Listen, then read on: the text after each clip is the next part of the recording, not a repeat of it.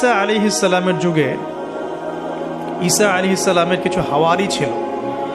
হাওয়ারি মানে হচ্ছে সাহাবি, মানে রাসূল সাল্লাল্লাহু আলাইহি ওয়াসাল্লামের ক্ষেত্রে আমরা বলি সাহাবি, ঈসা আলাইহিস সালামের ক্ষেত্রে আমরা বলছি হাওয়ারি। তো ঈসা আলাইহিস সালাম এর যে কাছের হাওয়ারি বা অনুসারী ছিলেন, তাদের মধ্যে দুজনকে তিনি প্রাচীন গ্রিকের, প্রাচীন বলতে বোঝাচ্ছি তৎকালীন সময়কার গ্রিকের একটা ছোট্ট নগরী ছিল, নগরীটার নাম আন্তাকিয়া। নগরীর নাম হচ্ছে আন্তাকিয়া। এটা কিন্তু এখন সিরিয়ার মধ্যে পড়েছে। আমি কালকে ম্যাপ ঘাটাঘাটি করে দেখেছিলাম, এটা সিরিয়ার মধ্যে পড়েছে আর কি, এখনকার সিরিয়ার মধ্যে। তো এই সিরিয়ার সাথে গ্রিকদের, রোমানদের এবং খ্রিস্টানিজমের একটা সম্পর্ক আছে। এমনকি যখন খালেদ বিন ওয়ালিদ রাদিয়াল্লাহু আনহু তাদের সময় যখন এই যে পারস্য এবং রোম বিজিত হয়েছিল, তখনও কিন্তু এই জায়গাগুলো মুসলিমদের করতলগত হয়েছে। তো এই আন্তাকিয়া শহরের মানুষরা তৎকালীন সময় ছিল মুশরিক। এক কথায় কি ছিল? মুশরিক। আমরা মিলাতে পারি এটাকে আবু জেহেলের যুগের সাথে। আবু জেহেল, আবু লাহাব, উতবা, শাইবার যুগে যেমন একটা সমাজ ছিল শিরকে নিমজ্জিত, মূর্তি পূজা হতো, হ্যাঁ, মাধ্যম পূজা হতো, কবর পূজা হতো, মৃত মানুষের পূজা হতো ইত্যাদি। আবার যেমন আসহাবুল কাহাফের সময় দাকিয়ানুস বাদশার যে যুগটা ছিল, ওইটাও যেমন শিরকের মধ্যে ছিল। আবার ইব্রাহিম আলাইহিস সালামের সময় আজারের যুগটা, নমরুদের যুগটা যেমন ছিল, বা মূসা আলাইহিস সালামের সময় ফিরআউনের যুগটা যেমন ছিল, ঠিক ওই রকমই আন্তাকিয়ার যিনি রাজা ছিলেন ওই সময়কার যুগটা ছিল শিরক বা কুফরে নিমজ্জিত আর কি। তো এই ছোট্ট রাজ্যটাতে নবী ঈসা আলাইহিস সালাম তাওহীদের দাওয়াত দেওয়ার জন্য তার দুজন অনুসারীকে পাঠিয়েছিলেন। কয়জন ভাই? দুজন অনুসারীকে পাঠিয়েছিলেন। ওয়াদরিব লাহুম মাসালান আসহাবাল ক্বরিয়া। আল্লাহ পাক এটা সূরা ইয়াসিনের মধ্যে বলেছেন, 13 থেকে প্রায় 32 নম্বর আয়াত পর্যন্ত পুরো লম্বা আলোচনা আছে, কিন্তু এই খুঁটিনাটি বিষয়গুলো সূরা ইয়াসিনের মধ্যে নাই। এগুলো তাফসির আপনাকে ঘাটতে হবে। একটা তাফসির যদি পড়েন মন কলিজা ঠান্ডা হয়ে যাবে, অন্তত একটা, সেটা হলো তাফসিরে জালালাইন। তাফসিরে জালালাইন এটা পড়লে কলিজা ঠান্ডা হয়ে যায়। অন্যগুলো পড়লে কলিজা একটু মনে হয় ক্ষুধা এখনো বাকি আছে আর কি। জালালাইন পড়লে মনে হয় যে ক্ষুধাটা মিটে গেছে, আলহামদুলিল্লাহ। এতটাই গভীর, আলহামদুলিল্লাহ, মাশাআল্লাহ। আমি এটা প্রিফার করি বেশি যে তাফসিরে জালালাইনটা বাসায় কিনবেন, পড়বেন। এটা মাদ্রাসার জন্য যেমন ভালো, জেনারেলদের জন্য ভালো, আর এটা মোটামুটি বাংলা অনুবাদ হয়ে গেছে এখন, আলহামদুলিল্লাহ। তো এখানে নবী ঈসা আলাইহিস সালাম দুজন হাওয়ারি বা দুজন রাসূল, রাসূল বলছি এই অর্থে যিনি বার্তাবাহক, এই অর্থে বলছি, রাসূল পাঠালেন ওই রাজ্যকে তাওহীদের আন্ডারে নিয়ে আসার জন্য, ওই রাজ্যের মধ্যে তাওহীদের দাওয়াত দেওয়ার জন্য। আমরা এখানে কিন্তু শিক্ষা পাচ্ছি তার দাওয়াত বা দিনের প্রারম্ভিক বিষয় শুরু হবে তাওহীদ থেকে। দিনের প্রাথমিক বিষয় শুরু হবে কি থেকে? তাওহীদ থেকে। দিনের প্রাথমিক বিষয় খেলাফত থেকে শুরু হচ্ছে না। দিনের প্রাথমিক বিষয় কিন্তু রাষ্ট্র কায়েম থেকে শুরু হচ্ছে না, বরং দিনের প্রাথমিক বিষয় শুরু হচ্ছে তাওহীদের দাওয়াত থেকে। এবং দাওয়াত দিবে কারা? এইরকম রাসূল, মুখলেস, আল্লাহ পাকের একজন বাছাইকৃত বান্দা যারা। আমরা তো বাছাইকৃত রাসূল নই, তাহলে আমরা রাসূলের অনুসারী হওয়ার ক্ষেত্রে যেন পরিপূর্ণতা অর্জন করতে পারি, এটা আমাদের টার্গেট থাকে। মানে আমরা রাসূল হতে পারছি না, আমাদের এটা দরজা বন্ধ, কিন্তু সাহাবীদের মতো হওয়ার চেষ্টা করতে হবে না, আমাদের দরজাটা এখানে। তো এখন দাওয়াত দিতে গিয়ে তারা যখন শহরে ঢুকলেন, এখানে শহরের রাজার নাম কি ছিল ইত্যাদি মেনশন করা হয় না। কোরআন চুপ আছে, আমরাও চুপ আছি, ঠিক আছে। ঢোকার পথেই শহরের শুরুতেই একজন ব্যক্তির সাথে দেখা হলো। এই ব্যক্তি একজন কাঠমিস্ত্রি ছিলেন। কি ভাই? কাঠমিস্ত্রি। তো কাঠমিস্ত্রিকে নজ্জার বলা হয়, আরবি দিয়ে কি বলা হয়? নজ্জার। তো তাকে জিজ্ঞাসা করলেন দুজন রাসূল, আপনার নাম কি? সে বলছে, আমার নাম হাবিব বিন ইসরাইল। হাবিব বিন ইসরাইল। তিনি জিজ্ঞাসা করছেন, আপনারা এখানে কেন এসেছেন? ওই দুজন রাসূল বলছেন যে আমরা এখানে তাওহীদের দাওয়াত দিতে এসেছি। কোন তাওহীদ? আপনাদের ইলাহকে, আপনাদের রবকে। তখন তিনি ওই রকম করে কথা বলছেন যে যেমনটা ইব্রাহিম আলাইহিস সালাম বলেছেন, আমার রব জীবিতকে মৃত্যু দিতে পারেন, মৃতকে জীবিত করতে পারেন। আমার রব, আমাদের রব আসমান থেকে বৃষ্টি বর্ষণ করেন, সেই বৃষ্টি দিয়ে এই মৃত জমিনকে জীবিত করেন, শস্য ফলান, সেগুলো আমরা খাই।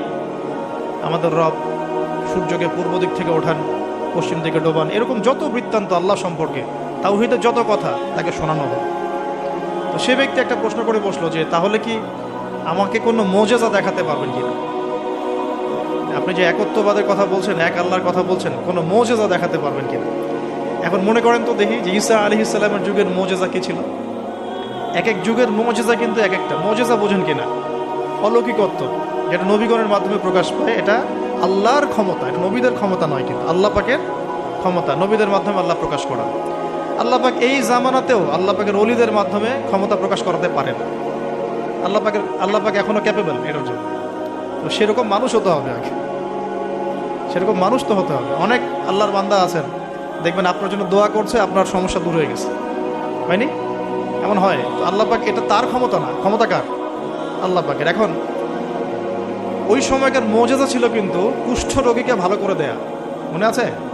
অন্ধত্ব দূর করে দেয়া, এবং মৃত ব্যক্তিকে জীবিত করেছেন ঈসা আলাইহিস সালাম আল্লাহর হুকুমে, মনে আছে? যে যুগের মোজেজা, মানে যে যুগটা, যে বিষয়ে বেশি বৈচিত্র্যময় ছিল, ওই যুগে আল্লাহ পাক ওই মোজেজাই দিয়েছেন। যেমন সুলাইমান আলাইহিস সালামের সময় জিনদের খুব দাপট ছিল, বুঝছেন? তো সুলাইমান আলাইহিস সালামের সময় জিনদের দাপটটা বেশি ছিল। আল্লাহ পাক জিনদের উপর সুলাইমান আলাইহিস সালামকে কন্ট্রোল দিয়ে দিয়েছে। ওই যে বাতাসে তার সিংহাসন ফ্লাই করতে শুরু করলো, তার আংটির মধ্যে আল্লাহ পাক ক্ষমতা দিয়ে দিলেন। জিনদেরকে যে কাজ করতে বলতো সেই কাজ জিনরা করতে বাধ্য হতো, মনে আছে ঘটনা? আচ্ছা। আবার মুসা আলাইহিস সালামের সময় জাদুবিদ্যার চর্চা হতো, জাদুবিদ্যার চর্চা। এই চর্চা কিন্তু এখনো হয়, এখনো জাদুবিদ্যার চর্চা হয়, ব্ল্যাক ম্যাজিকের চর্চা এখনো হয়। এগুলো থেকে বেঁচে থাকাটা খুব বেশি ইম্পর্টেন্ট, কারণ এগুলোতে ইফেক্টেড হয়ে গেলে অনেক সমস্যা হয়ে যায়। আমি শেষের দিকে প্রশ্নোত্তর পর্বে কিছু আয়াত বলে দেবো আপনাদেরকে ইনশাআল্লাহ। এই কোরআনের আয়াতগুলো নিয়মিত পড়বেন ইনশাআল্লাহ। তো ওই সময় আল্লাহ পাক মুসা আলাইহিস সালামকে লাঠি দিয়ে জাদুবিদ্যার বিপরীতে মোজেজা দেখিয়েছে, মানে যখন যেটা তার বিপরীতে সেই মোজেজা, বুঝতে পারছেন? নবী সাল্লাল্লাহু আলাইহি ওয়াসাল্লামের যুগে কবি সাহিত্যের যুগ চলছে, একদম কাব্য সাহিত্য নিয়ে তারা খুব গর্ব করত। আল্লাহ পাক কোরআন নাজিল করলেন, সব সাহিত্য ধসে গেল। এটা কোরআনের মোজেজা। আবার ঈসা আলাইহিস সালামের সময় চিকিৎসা বিজ্ঞানের খুব জয় জয়কার চলছিল, চিকিৎসা শাস্ত্র নিয়ে মানুষের অনেক বেশি আগ্রহ ছিল, যেটা এটা দিয়ে এটা হয়, এটা দিয়ে এটা হয়। আল্লাহ পাক তখন এমন মর্যাদা দিয়েছেন যে মৃত মানুষকে জীবিত করে দেখিয়ে দিয়েছে। তো এই দুই ব্যক্তিকে ওই নাজ্জার হাবিব বিন ইসরাইল, সে ব্যক্তি বলছে যে আমাদেরকে কোনো মর্যাদা দেখাতে পারো কিনা। এখন সে বলছে ঠিক আছে, মর্যাদা দেখাতে পারবো ইনশাআল্লাহ। আমার এই সন্তান, আমার এই ছেলে দীর্ঘদিন থেকে চোখে অসুখে ভুগছে, এক চোখ নষ্ট হয়ে যাচ্ছে, তুমি শেফা দিতে পারবে কিনা আল্লাহর হুকুমে।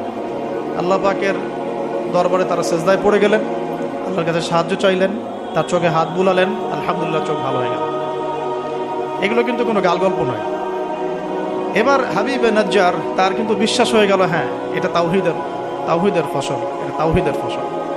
এবার তিনি দেনানদেন সাক্ষ্য দিলেন যে আশহাদু আল্লা ইলাহা ইল্লাল্লাহ ওয়া আন্না মুহাম্মাদান, তখন ছিল না, তখন ছিল কি ঈসা রূহুল্লাহ ওয়া আবদুহু, এরকম একটা কালিমা ছিল তখন, ঠিক আছে? তো তিনি মুসলমান হয়ে যেটা করলেন, ওই জনপদের থেকে নির্জনতা অবলম্বন করা শুরু করলেন।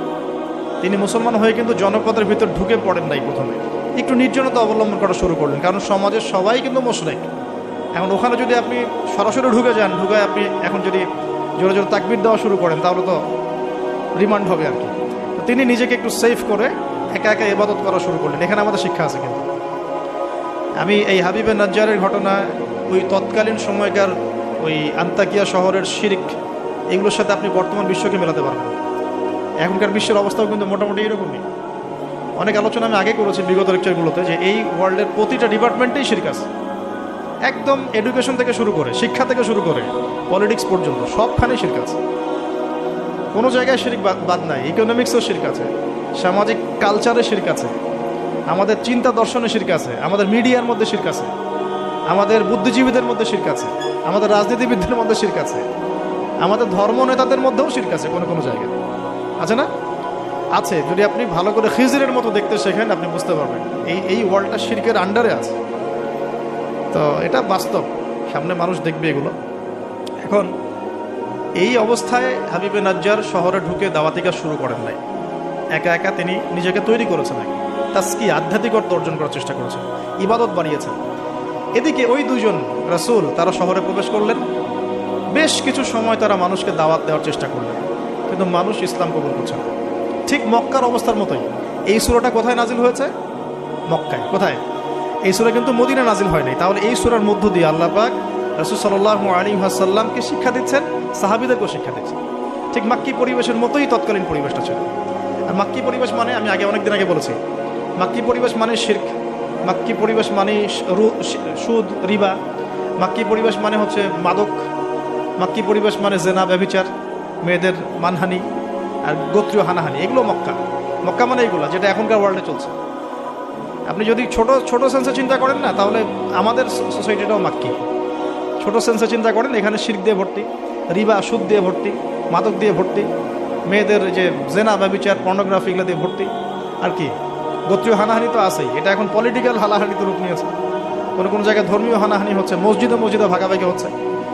আছে মক্কার আদর্শ কিন্তু এখনও সমাজের মধ্যে আছে, খালি দার্শনিক দৃষ্টিভঙ্গিতে দেখতে শিখুন, একটু খিদিরের মতো দেখতে শিখুন। এখন দেখুন, এই দুজন রাসূল দাওয়াত দেওয়ার পর, দীর্ঘদিন দাওয়াত দেওয়ার পরে যখন মানুষ ইসলাম কবুল করছে না, তখন তারা প্রকাশ্যে মানে আল্লাহু আকবার, তাকবীর এটা দেওয়া শুরু করেছে। যখনই বের হতেন তারা তাকবীর দিতেন, আল্লাহু আকবার, আল্লাহু আকবার, আল্লাহু আকবার, লা ইলাহা ইল্লাল্লাহ, লা ইলাহা ইল্লাল্লাহ। এভাবে প্রকাশ্য দাওয়াত দেওয়া শুরু করলেন। ঠিক আব্দুল্লাহ বিন মাসউদ রাদিয়াল্লাহু আনহুর মতো। নবী সাল্লাল্লাহু আলাইহি ওয়াসাল্লাম একদিন বললেন যে, কে আছো কুরাইশদেরকে কোরআন শোনাতে পারো? তারা তো কোরআন শুনতেই চায় না, কোরআন বললেই কানে আঙ্গুল ঢুকায় দেয়। হ্যাঁ, কোরআন বললেই তারা কাপড় দিয়ে মাথা আবৃত করে, এগুলো কোরআনে আছে কিন্তু। তখন আব্দুল্লাহ বিন মাসউদ, সুবহানাল্লাহ, রুয়াইয়াল গানাম বলা হতো তাকে, মানুষ তাচ্ছিল্য করতো, মানুষ তাকে তাচ্ছিল্য করতো। তার পা ছিল সরু, মানে চিকন সরু, পা দেখে আবু জেহেল হাসাহাসি করতো, সুবহানাল্লাহ। আর ওই পায়ের নিচেই আবু জেহেলের মৌত আল্লাহ লিখেছিলেন, সুবহানাল্লাহ। ওই পা দিয়ে তার আবু জেহেলের বুকের উপর পাড়া দিয়ে তিনি তাকে গর্দান কেটেছেন বদরের মাঠে। খালি 13 বছরের ব্যবধান, সময়ের ব্যবধান, খালি জাস্ট টাইম টক্স, মানে সময় কথা বলে না, সময় কথা বলে। এই আব্দুল্লাহ বিন মাসউদ রাদিয়াল্লাহু আনহুর পায়ের তলেই আবু জেহেল আবার মারা গেছে। তো এই আব্দুল্লাহ বিন মাসউদ রাদিয়াল্লাহু আনহু বললেন যে, আমি শোনাবো কুরাইশদেরকে কোরআন ইনশাআল্লাহ। তারপর তিনি বের হয়ে কাবা ঘরের সামনে গিয়ে আর রহমান আল্লামাল কুরআন খালাকাল ইনসান এই তেলাওয়াত শুরু করলেন। বাস, মায়ের শুরু হলো। এখন যদি আপনি বের হয়ে সবার সামনে বলেন, আল্লাহর হুকুম ছাড়া কোনো হুকুম নাই, ইনিল হুকমু ইল্লা লিল্লাহ, আল্লাহর হুকুম ছাড়া কোনো হুকুম নাই, ওয়া মান লাম ইয়াহকুম বিমা আনজালাল্লাহ ফাউলাইকা হুমুল কাফিরুন, মায়ের একটা মাটিতে পড়বে? একটাও গায়েবই হয়ে যেতে পারেন আপনি, নাই, আউট অফ হিস্ট্রি। আপনি আপনার কথা মানুষ ভুলেই যাইতে পারে, হয় না এমন? আর যদি জাতিসংঘে গিয়ে বলেন যে এর যত বেজ আছে সব শিরকের উপর আছে, সারা ওয়ার্ল্ডের মধ্যে শুধু ইসলামিক খেলাফা চলবে, তাহলে কি হবে? এই অবস্থা হয়েছে আব্দুল্লাহ বিন মাসউদ রাদিয়াল্লাহু আনহু। বেচারা মক্কায় গিয়ে কাবা ঘরের সামনে গিয়ে বলছে, লা ইলাহা ইল্লাল্লাহ, আল্লাহ ছাড়া কোনো মাবুদ নাই, আর রহমান আল্লামাল কুরআন খালাকাল ইনসান আল্লামাহুল বায়ান ফাবিআইয়ি আলাই রাব্বিকুমা তুকাযযিবান। বাস, আবু জেহেল, আবু লাহাব, উতবা, সাইবা সবগুলো মেরে মারা শুরু করেছে। তাহলে শিক্ষা হচ্ছে এগুলো সুন্নত। শিক্ষাটা কি? দিনের পথে যদি সত্যিকার কেউ ইফোর্ট দেয়, তাহলে এই জিনিসগুলো তার ভাগ্যে আসবে। এই নির্যাতন, নিপীড়ন বা অপদস্থতা তার ভাগ্যে আসবে। যাদের ভাগ্যে আসছে না, 100% বলতে পারবো যে সেটা সঠিক পথ নয়, 100%। হ্যাঁ, সঠিক পথের ডানে বামে আমরা চোরা রাস্তা খুঁজি তো, সঠিক ক, সঠিক খ, সঠিক গ, হ্যাঁ, সঠিক অল্প সঠিক, বেশি সঠিক, একটু বেশি সঠিক, মানে এরকম আর কি। সত্যিকার অর্থে ওই রকম সঠিক পথে গেলে এগুলো আসবে। এটা একটা ফলসিফিকেশন টেস্ট, যাদের উপর এগুলো আসতেছে সন্দেহ নাই যে ইনশাআল্লাহ তারা সঠিক পথে আছে। তারা সারা দুনিয়া থাক না থাক, ওই ব্যক্তি সঠিক পথে আছে, না হলে তার উপরে এগুলো আসতে। এখন যাই হোক, ওইদিকে যাচ্ছি না আমি। এখানে এই দুজন রাসূল সেম ভূমিকা পালন করলেন। ব্যাস, এবার রাজা তাকে গ্রেফতার করা শুরু করলেন। কোন রাজা? আন্তাকিয়া শহরের রাজা কিন্তু খ্রিস্টান ধর্মাবলম্বী ছিলেন। রাজা খ্রিস্টান ধর্মাবলম্বী ছিলেন না। খ্রিস্টান ধর্মাবলম্বী হওয়ার জন্য ঈসা আলাইহিস সালাম তাকে দাওয়াত দিচ্ছিলেন এই দুজন রাসূলের মাধ্যমে। তো রাজা তখন এই দুজন ব্যক্তিকে ধরে রেখে দিল। এই দুজন ব্যক্তির নাম এক একটা কিতাবে এক এক রকম এসেছে। আমি 3টা নাম পেয়েছি। আর একটা হচ্ছে, প্রথম ব্যক্তির নাম ছিল ইউহান্না, হ্যাঁ। দ্বিতীয় ব্যক্তির নাম ছিল রাসূল, কিন্তু তারা মানে কার রাসূল? ঈসা আলাইহিস সালামের প্রেরিত দূত। এই দূত অর্থে বলছে রাসূল। একজনের নাম ছিল বাউলাস, একজনের নাম হচ্ছে ইউহান্না, একজনের নাম কি ছিল? বাউলাস। আর অন্য একটা বর্ণনা আসছে যে একজনের নাম ছিল সাদেক, আর একজনের নাম ছিল মাসদুক। একজনের নাম সাদেক, একজনের নাম মাসদুক। আচ্ছা, এই দুজন এখন গ্রেফতার। তো এবার তাদেরকে রেখে দেওয়া হয়েছে। ঈসা আলাইহিস সালাম আরও একজন ব্যক্তিকে তাদের সাহায্যের জন্য পাঠালেন।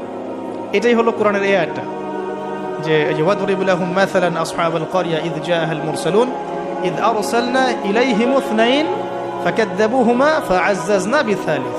যখন তাদের দুইজনকে অস্বীকার করা হলো, আমি আরও একজনকে পাঠালাম। এই আরও একজনের নাম হচ্ছে আপনার শামউন। কি নাম? শামউন। এই শামউন ছিল খুবই বিচক্ষণ। এখান থেকে আমাদের শিক্ষা আছে একটা, দাওয়াতি কাজ করতে চান, দিন নিয়ে চলতে চান, দিন প্রচার করতে চান, বা দিন নিয়ে বড় স্বপ্ন দেখেন, এই শামউনের মধ্যে শিক্ষা আছে। কীরকম শিক্ষা? এই শামউন গিয়ে সরাসরি তাদেরকে বলল না যে আমি ওই দুজনকে বাঁচাতে আসছি, বরং শামউন নিজের পরিচয় গোপন করে ফেলছে। শামউন নিজের পরিচয় গোপন করে সে অর্ডিনারি মানুষের রূপে সমাজে মেলামেশা শুরু করল। সে মোটামুটি একটা ছদ্মবেশ ধারণ করেছে, এবং আস্তে আস্তে আস্তে আস্তে রাজার ঘনিষ্ঠ মানুষদের সাথে তার একটা সম্পর্ক তৈরি হয়েছে। এমনও বহু মানুষ কিন্তু এখন সমাজের মধ্যে আছে না? সরাসরি ইমান জানান দিতে পারে না, কিন্তু ভিতরে ভিতরে ইসলামকে সমর্থন করে, আছে না? আমাদের প্রতিটা ডিপার্টমেন্টে এমন ভাই বোন আছে কিন্তু যারা ইসলামকে মন থেকে সাপোর্ট করে, কিন্তু হয়তো চাকরির ভয়, এটার ভয় মানে এক্সপোজ করতে পারে না। তো প্রথমত সে সেভাবে নিজেকে গুটিয়ে নিল। এক পর্যায়ে রাজার কাছে তার নাম ছড়িয়ে পড়ল। সে একদিকে তাদের সাথে মেশে, আরেকদিকে সে আল্লাহর কাছে দোয়া করে, নামাজ পড়ে, সেজদা করে। সে কিন্তু একজন আধ্যাত্মিক গুণে গুণান্বিত মানুষ। এক পর্যায়ে রাজার দৃষ্টি আকর্ষিত হলো তার প্রতি। ওই যে ইউসুফ আলাইহিস সালামের প্রতি রাজার দৃষ্টি আকর্ষিত হয়েছিল না? স্বপ্নের ব্যাখ্যা কেউ দিতে পারে না, ইউসুফ দিয়ে দিলেন। 7 বছর দুর্ভিক্ষ, ওকে আমার কাছে নিয়ে আসো, ওকে আমার কাছে নিয়ে আসো, ওকে আমার কাছে নিয়ে আসো, আমি তাকে আমার নিকটস্থ কাছের মানুষ বানিয়ে দিব। তো রাজা বা শাসক যদি সৎ হন, মনের মধ্যে যদি সততা থাকে না, তিনি খুঁজে বের করতে পারবেন কার দ্বারা আসলে জাতির খেদমত হওয়া সম্ভব। এটা দায়িত্ব তাদের, খুঁজে বের করা যে কোন কোন মানুষদেরকে কাছে নিয়ে আসলে দেশের বা জাতির খেদমত হবে। এই সৎসাহস তো সবাই দেখাতে পারে না।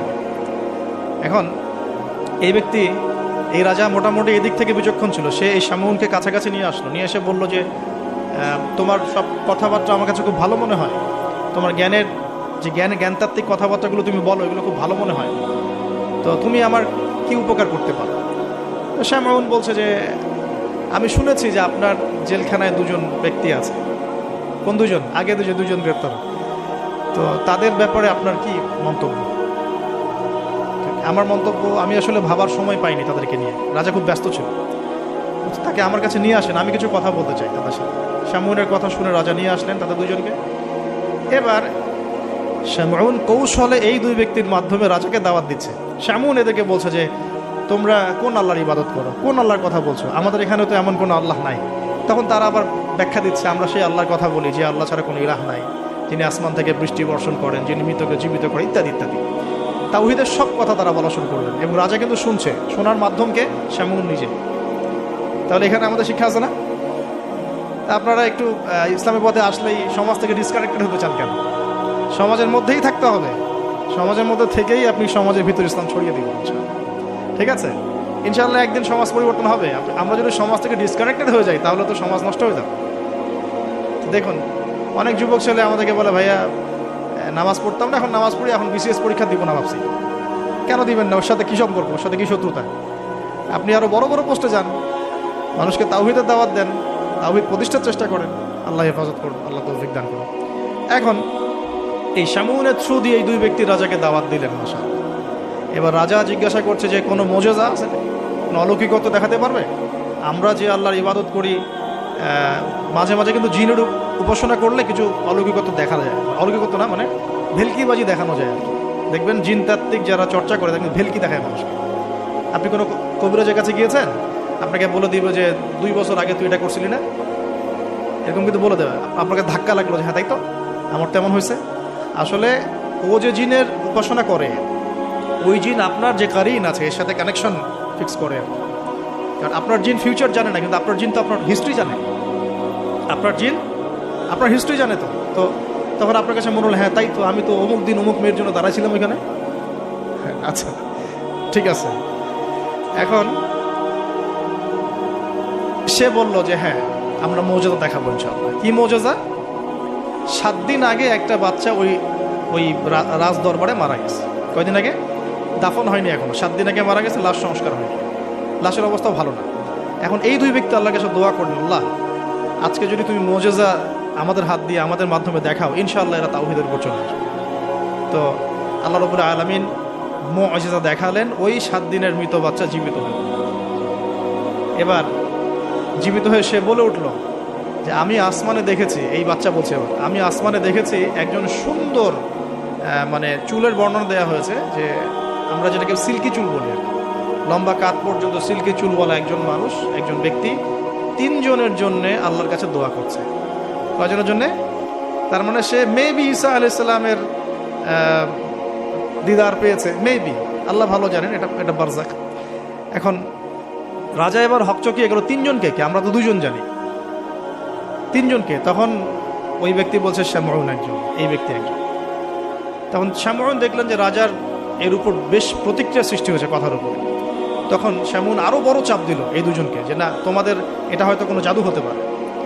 শামউন, তোমাদের কোনো জাদু হতে পারে, আমাদের এই রাজার এক মেয়ে মারা গেছেন, তোমরা পারলে তাকে জীবিত করে দেখাবে। এবার তারা 2 জন আবার সিজদায় পড়ে গেলেন, আল্লাহর কাছে দোয়া করলেন। আল্লাহ রাব্বুল আলামিন ওই রাজার দীর্ঘদিন আগে মৃত্যুবরণকারী একজন মেয়ে, তাকে কবর থেকে জীবিত করে তুলে দিলেন। এই মেয়ে একই কথা বলছে যে আমরা দেখেছি এই 3 জনের জন্য একজন ব্যক্তি আল্লাহর কাছে দোয়া করছে। এবার মাশাআল্লাহ মুজিজা প্রকাশ পেয়ে গেল। কিন্তু এই মুজিজা প্রকাশ পাওয়ার পরেও আপনারা তো জানেন যে ফেরাউনের সামনে কতগুলো মুজিজা দেখানো হয়েছে, 9টা। কয়টা? 9টা, একবারে 9টা না, কিন্তু ব্যাক টু ব্যাক বছর বছর 9টা। তারপরে কি ফেরাউন ঈমান আনছে? আবু জেহেলের সামনে কতগুলো মুজিজা আসছে, সে কি ঈমান আনছে? যার সামনে কি ইব্রাহিম আলাইহিস সালামের মতো মানুষ থাকা সত্ত্বেও সে কি ঈমান আনছে? এরকম বহু মানুষ পৃথিবী থেকে চলে গেছে যাদের সামনে অগণিত মুজিজা আসার পরেও ঈমান নিয়ে আসেনি। আবার অনেক মানুষ এক দোয়ার বরকতে ঈমান নিয়ে চলে আসছে। খালিদ বিন ওয়ালিদের কথা শুনুন। খালিদ বিন ওয়ালিদ রাদিয়াল্লাহু আনহু উহুদে যুদ্ধ করেছেন ইসলামের এগেইনস্টে। যখন নবী সাল্লাল্লাহু আলাইহি ওয়াসাল্লাম বিদায় হজের আগে যখন তিনি ওমরা করেছেন, বিদায়ের ওমরা হজটা কাজা করেছেন, ওই সময় তিনি এসে শুধু একটা চিরকুট লিখে দিয়েছিলেন যে যদি খালিদ মুসলমান হতো তাহলে তার জন্য কতই না ভালো হতো। নবীজি এটাও বলেননি খালিদ আসো ইসলাম কবুল করো, তোমার আগের সব গুনাহ মাফ হয়ে যাবে, এটা এতটুকু বলেন নাই। নবীজি বলেছেন, খালি চিরকুটে লিখে দিয়েছেন যে যদি খালিদ ইসলাম কবুল করতো তাহলে কতই না ভালো হতো।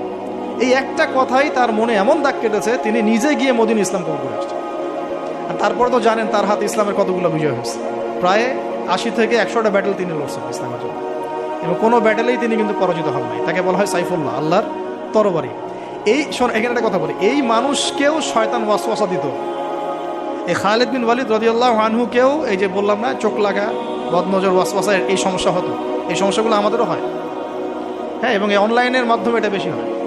তখন তিনি এসে নবীজিকে বলছিলেন যে আমাকে একটা দোয়া শিখায় দেন ইয়া রাসূলুল্লাহ। তিনি কিন্তু বীর বিক্রম, একজন সাহসী বীর সাহাবী।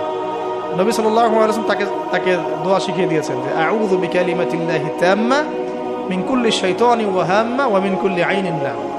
একটা জায়গা আছে আউযু বিকালিমাতিল্লাহি তাম্মাতি মিন গাদাবিহি ওয়া ইকাবিহি ওয়া শাররি ইবাদিহি ওয়া মিন হামাজাতি শায়াতিন ওয়া আন ইয়াহদুরুন। দেখেন কোথা থেকে কোথায় আসলাম। এখন মুজিজা দেখার পরেও তো বহু রাষ্ট্রপ্রধান ইসলাম কবুল করেছে। এখনও তো আপনার সামনে আমার সামনে মুজিজা পড়ে আছে। কি মুজিজা? কোরআন। কেউ কোরআন নিয়ে একটা ভুল প্রমাণ করুক, একটা বিধান প্রমাণ করুক যে মানবতা বিরোধী বা এটা এই যুগে চলে না, ওই যুগে চলতো, এর মধ্যে এক জাররা পরিমাণ ভুল কেউ বের করতে পারে কিনা দেখুক। তারপরেও তো মানুষ কোরআন মেনে চলছে না। ব্যাপারটা এরকম হচ্ছে না? এখন রাজার সামনে অনেকগুলো মুজিজা দেখানো হয়েছে ঠিকই, কিন্তু রাজা তাদেরকে কবুল করে না। ফিনিশিং হলো এটা।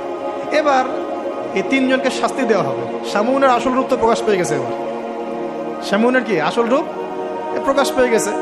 এবার 3 জনকে শাস্তি দেওয়ার প্ল্যান করা হয়েছে। তখন তারা আল্লাহর কাছে দোয়া করবে যে আল্লাহ আমাদেরকে এই জালেমের জুলুম থেকে আল্লাহ হেফাজত করবে। তো তাদেরকে আটকে রাখা হয়েছে, পাথর নিক্ষেপ করে হত্যা করা হবে, এটা হচ্ছে রায় ওদের।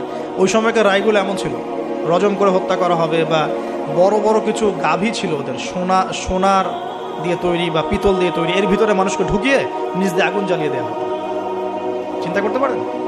তারপরে শুলদণ্ড ছিল, পিছনের রাস্তা দিয়ে লোহা আছে না, পেঁচানো লোহা বাকিয়ে ঢুকিয়ে মাথার মগজ দিয়ে বের করে দেওয়া হতো। এগুলো ছিল শুলদণ্ড। একজন সাহাবী খুবাইব রাদিয়াল্লাহু আনহুকে এইভাবে দণ্ড দিয়ে হত্যা করা হয়েছে। নাউযুবিল্লাহ, সুবহানাল্লাহ। আল্লাহ পাক তাকে জান্নাতের শীর্ষ মর্যাদা দান করে দেওয়া। তো এবং তিনি ওই যে বলেছিলেন ইন্তেকালের আগে, লাস্তু উবালি হিনা উকতালু মুসলিমান আলা আই জামবিন কানা লিল্লাহি মাসরাই। ওনাকে বলা হচ্ছিল যে তোমার জায়গায় মুহাম্মদ সাল্লাল্লাহু আলাইহি ওয়াসাল্লামের যদি নখ কেটে ফেলি তুমি কি মুক্তি নিবা? তখন তিনি বলেছিলেন যে লাস্তু উবালি হিনা উকতালু মুসলিমান, আমি কোনো পরোয়াই করি না যখন আমাকে মুসলমান রূপে শহীদ করা হচ্ছে। আলা আই জামবিন কানা লিল্লাহি মাসরাই, আমাকে যেদিকেই পাশ ফেরানো হোক না কেন সেটা আল্লাহর জন্যই। ওয়া যালিকা লিল্লাহি ওয়া ইয়াশা, তিনি এমন একজন ইলাহ যিনি চাইলে ইউবারিকা আলা ফি কুল্লি শিলউইন মুমাজ্জা, তিনি আমার প্রত্যেকটা গোশতের টুকরায় হাড্ডিতে বরকত দিতে পারেন। তো এই সাহাবীর ইন্তেকালের খবর মদিনায় পৌঁছে যায়। এটা পড়ে নিয়েন, এটা রাজির ঘটনা, রাজির ঘটনার মধ্যে পাবেন। সিরাত অবশ্যই পড়বেন, আর আমার জন্য দোয়া করবেন যে আমি চেষ্টা করছি আগামী বইমেলা আসার আগেই সিরাতের উপর একটা অনবদ্য কিতাব লেখার জন্য। আল্লাহ পাক তৌফিক দান করুন। সমস্ত সিরাতের বইগুলোকে একত্রিত করে, এবং আমার টুকটাক কিছু গবেষণা আছে ভাঙাচুরা, সহজ সাধ্যভাবে যাতে ইয়াং জেনারেশন খুব সহজে বুঝতে পারেন সিরাটাকে, একটা মোটামুটি 500-1000 পৃষ্ঠা একটা বই আসবে ইনশাআল্লাহ। আল্লাহ পাক তৌফিক দান করে নেন। তো অনেকে অনেক টপিকের কথা বলেছিলেন আমাকে যে এটা নিয়ে লিখেন, এটা নিয়ে লিখেন, ভাই এটা নিয়ে লিখেন, ভাই আখিরুজ্জামান নিয়ে লিখেন। ঠিক আছে, তো আমি বললাম যে না, আগে রাসূল সাল্লাল্লাহু আলাইহি ওয়াসাল্লামের বরকত দিয়ে শুরু হবে ইনশাআল্লাহ। আল্লাহ নবীর বরকত যার কপালে নসিব হবে ইনশাআল্লাহ তার ফিউচারটা ভালো হবে। তো আল্লাহ পাক আমাদেরকে সহজ করুন, তৌফিক দান করুন। এখন এখানে এই তিনজনকে আটকে রাখার পর যেটা বলছিলাম, এবার তাদেরকে পাথর নিক্ষেপ করে হত্যা করার কথা বলা হয়েছে। আর তারা এখানে আল্লাহর কাছে দোয়া করছেন। এর ফলশ্রুতিতে ওই রাজ্যের মধ্যে দেন দুর্ভিক্ষ শুরু হয়ে গেল। কি হলো ভাই? একদম দুর্ভিক্ষ। ওয়ার্ল্ড কি আসতেছে দুর্ভিক্ষের দিকে? আসতেছে, সবর করেন। তো এখন আমি একটা লেকচারে বলেছিলাম যে এই ইকোনমিক স্যাংশন বা ইকোনমিক ইনফ্লুয়েশন যেগুলো হয়, এগুলো থেকে বাঁচার জন্য সূরা ইউসুফের মধ্যে একটা হেদায়েত আছে।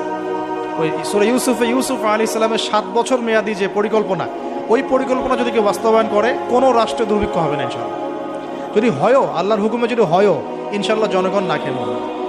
ওই 7 বছরের মেগা পরিকল্পনা কি সেটা একটু সূরা ইউসুফ ঘাটে দেখেন। তার মূল জিনিসটাই হচ্ছে অপচয় নষ্ট করা, অপচয়টাকে রোধ করা। অপচয় নষ্ট করা না মানে অপচয়কে রোধ করা, সমস্ত রকম অনিয়ম বন্ধ করা, এবং ফিউচারের জন্যে খাবার এবং সম্পদগুলো সঞ্চয় করতে থাকা। যেমন আমরা কিন্তু অনেক অপচয় করি, খাবার নষ্ট করি, গ্যাস নষ্ট করি, তেল নষ্ট করি, অনেক নষ্ট করি, কিন্তু আবার প্রয়োজনের চেয়ে বেশি ব্যবহার করি। আবার দেখা যায় যে অনেক প্রকল্প হাতে নিচ্ছি কিন্তু পুরোপুরি বাস্তবায়িত হচ্ছে না, দুর্নীতি হচ্ছে, ইত্যাদি ইত্যাদি। এগুলোকে যদি বন্ধ করা যায়, আপনি ইন ফিউচার একটা জাতির ইকোনমিক বিষয়টা সাস্টেইন করতে পারবেন ইনশাআল্লাহ। তো আমি ইকোনমিক্স নিয়ে অন্য একদিন ইনশাআল্লাহ কোনো একটা সেমিনার করবো ইনশাআল্লাহ তাআলা। আজকে বলছি এতটুকু যে ইউসুফ আলাইহিস সালামের অর্থনৈতিক যে মেগা পরিকল্পনা 7 বছর, এটা যে নিতে পারবে, যে সমাজ, যে রাষ্ট্র গেইন করবে ইনশাআল্লাহ, সাকসেস। এই জিনিসগুলো আমাদের ঊর্ধ্বতন কর্তৃপক্ষ থেকে বোঝানো উচিত, দাওয়াতটা পৌঁছানো উচিত। হয়তো বা তারা জানেন না, এমন হতে পারে যে তাদেরকে যুগের সাথে তাল মিলিয়ে কেউ বোঝাতে পারেনি এখন পর্যন্ত, এমন হতে পারে। এই জন্য আমরা সবার প্রতি আমভাবে দাওয়াতের নসিহত করব, কারোর প্রতি আমরা কোনো শত্রুতা পোষণ করতে যাব না। কারণ আমাদের সমাজের মানুষগুলো কিন্তু আমাদেরই ভাই, আমাদেরই বোন, আমরাই। তো হয়তো কেউ হেদায়েত পেয়েছে, কেউ পায় নাই, কেউ বুঝে আসছে, কেউ আসে নাই, ইত্যাদি। এখন এই মানুষগুলো দোয়া করছেন তিনজন, এইভাবে বলছি, ইউহান্না, বাউলাস এবং শামউন।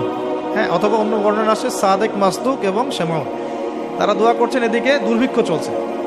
এখন জনগণ তাকে বলা শুরু করলো যে ইন্না তাতায়্যারনা বিকুম, তোমাদেরকে আমরা এখন অশুভ মনে করা শুরু করেছি, তোমাদেরকে আমরা অশুভ, অলক্ষণ মনে করছি। সূরা ইয়াসিন পড়ে দেখেন, আমরা তোমাদেরকে অলক্ষ্য বলি না, কুলক্ষণ, অলক্ষণে, এরকম কথা বলি না, তোমাদেরকে আমরা এখন অলক্ষণে মনে করছি।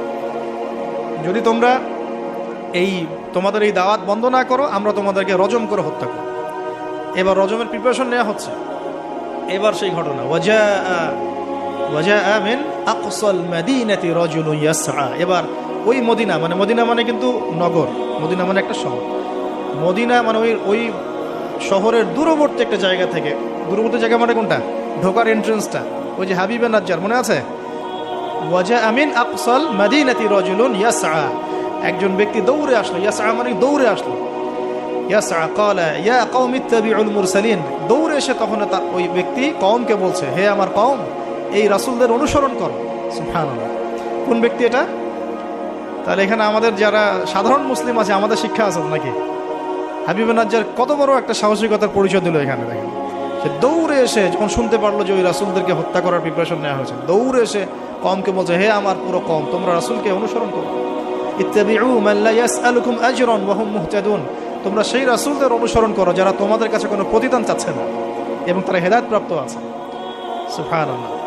ওয়া মা লিয়া লা আ'বুদুল্লাযী ফাতারানি ওয়া ইলাইহি তুরজাউন। তাকে এবার এই হাবিবুন নাজ্জারকে ধরা হয়েছে, তুইও আর এই গ্রুপে আসিস, তাহলে ওকেও ধরে মানে মারার প্রিপারেশন নেওয়া হয়েছে এবং তার রজমটা আগে করা হয়েছে আর কি।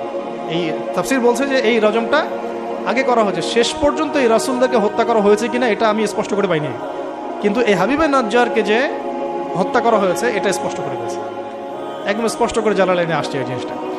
এখন এই তাকে ধরা হলো, তুইও তাদের গ্রুপের মধ্যে একজন। সে বলছে, ওয়া মা লিয়া লা আ'বুদুল্লাযী ফাতারানি ওয়া ইলাইহি তুরজাউন, আমি কেন আল্লাহর ইবাদত করব না? তার অ্যানসারটা এরকম, আমি কেন আল্লাহর ইবাদত করব না যে আল্লাহ আমাকে এভাবে সৃষ্টি করেছেন এবং তার কাছে আমাকে ফিরে যেতে হবে? কোন লজিকে আমি তার ইবাদত করব না? মানে তাওহীদের যত রকম সংজ্ঞা তিনি শেখালেন, বললেন, বোঝালেন, মানুষ বুঝতে চাইল না।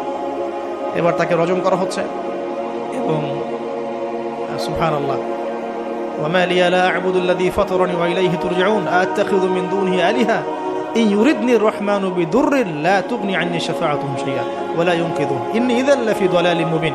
তিনি বলছেন যে আল্লাহ আমাকে সৃষ্টি করেছেন সে আল্লাহর আমি ইবাদত না করে আমি কার ইবাদত করব? আল্লাহ রাব্বুল আলামিন যদি আমাকে কোনো কল্যাণ করতে চান কেউ ঠেকাতে পারবে না, আল্লাহ পাক যদি কোনো অকল্যাণ করতে চান কেউ আমাকে বাঁচাতে পারবে না। আর আমি যদি এই তাওহীদ জানার পরেও শিরকে যাই তাহলে আমি স্পষ্ট বিভ্রান্তির মধ্যে থাকবো। তার লজিকগুলো কত চমৎকার। এবার তাকে হত্যা করা হচ্ছে। হ্যাঁ, সুবহানাল্লাহ। ইন্নী ইযান লাফি দালালিম মুবিন ইন্নী আমানতু বিরাব্বিকুম ফাসমাউন। সে বলছে, ইন্নী আমানতু বিরাব্বিকুম ফাসমাউন, তোমরা আমাকে হত্যা করছো কিন্তু জেনে রাখো যে আমি, তোমরা শুনে রাখো, জেনে রাখো না, ফাসমাউন তোমরা শুনে রাখো, তোমরা আমাকে হত্যা করছো করো কিন্তু শুনে রাখো যে আমি ঈমান এনেছি আমার রব এবং তোমাদের সবার রব। তোমাদের এইসব তন্ত্রমন্ত্র শিরিক কুফর এসবে বিশ্বাস করি। এবং এই রজমে যখন তার মৃত্যু হয়ে যায় বলা হচ্ছে যে মৃত্যুর আগেই অথবা মৃত্যুর সময় তাকে আল্লাহ রাব্বুল আলামিন তার জান্নাতের ঘরটা দেখা দিয়েছে এবং তাকে বলা হচ্ছে যে কিলা দুখুলিল জান্নাহ ক্বালা ইয়া লাইতা কওমি ইয়ালামুন। সুবহানাল্লাহ। ক্বালা ইয়া লাইতা কওমি ইয়ালামুন, তখন যে বলছে হায় আমার জনপদ, হায় আমার কওম, যদি তারা জানতো, যদি তারা বুঝতো যে আল্লাহ পাক আমাকে কি পরিমাণ নিয়ামত দিয়েছেন, কোন জান্নাতে আমি আছি, এইটা যদি আমার জনগণ বুঝতো তাহলে সবাই ঈমান নিয়ে আসতো। দেখেন, কোরআনে এই ব্যক্তির নাম উল্লেখ করা হয় না। ওয়াজা আমিন আকসাল মাদিনাতি রাজুল, মানে দূরবর্তী জায়গা থেকে একজন লোক ছুটে আসছে। কে সেই লোক আল্লাহর কাছে এটা বড় কথা নয়, মানে নামটা কি সেটা বড় কথা নয়, তার আকীদাটা কি, তার আমলটা কি, তার তাওহীদটা কি, এটা সবচেয়ে বড় কথা। তো এখন এই হাবিবে নাজ্জারের এই শাহাদাত হয়ে গেল এবং আন্তাকিয়াবাসীর উপরে এবার কি হলো আল্লাহ পাক সেটাও বলছেন। তাওহীদের স্পষ্ট দাওয়াত পাওয়ার পর যখন তারা স্বীকার করলো না, তারা আবু জেহেলের মতো আচরণ করলো, আবু লাহাবের মতো আচরণ করলো, উতবা সাহেবার মতো আচরণ করলো, ওই ফেরাউন নমরুদ তাদের মতো আচরণ করলো। হিস্ট্রি কিন্তু একই, সব একই জনপদে ঘুরছে গেলে।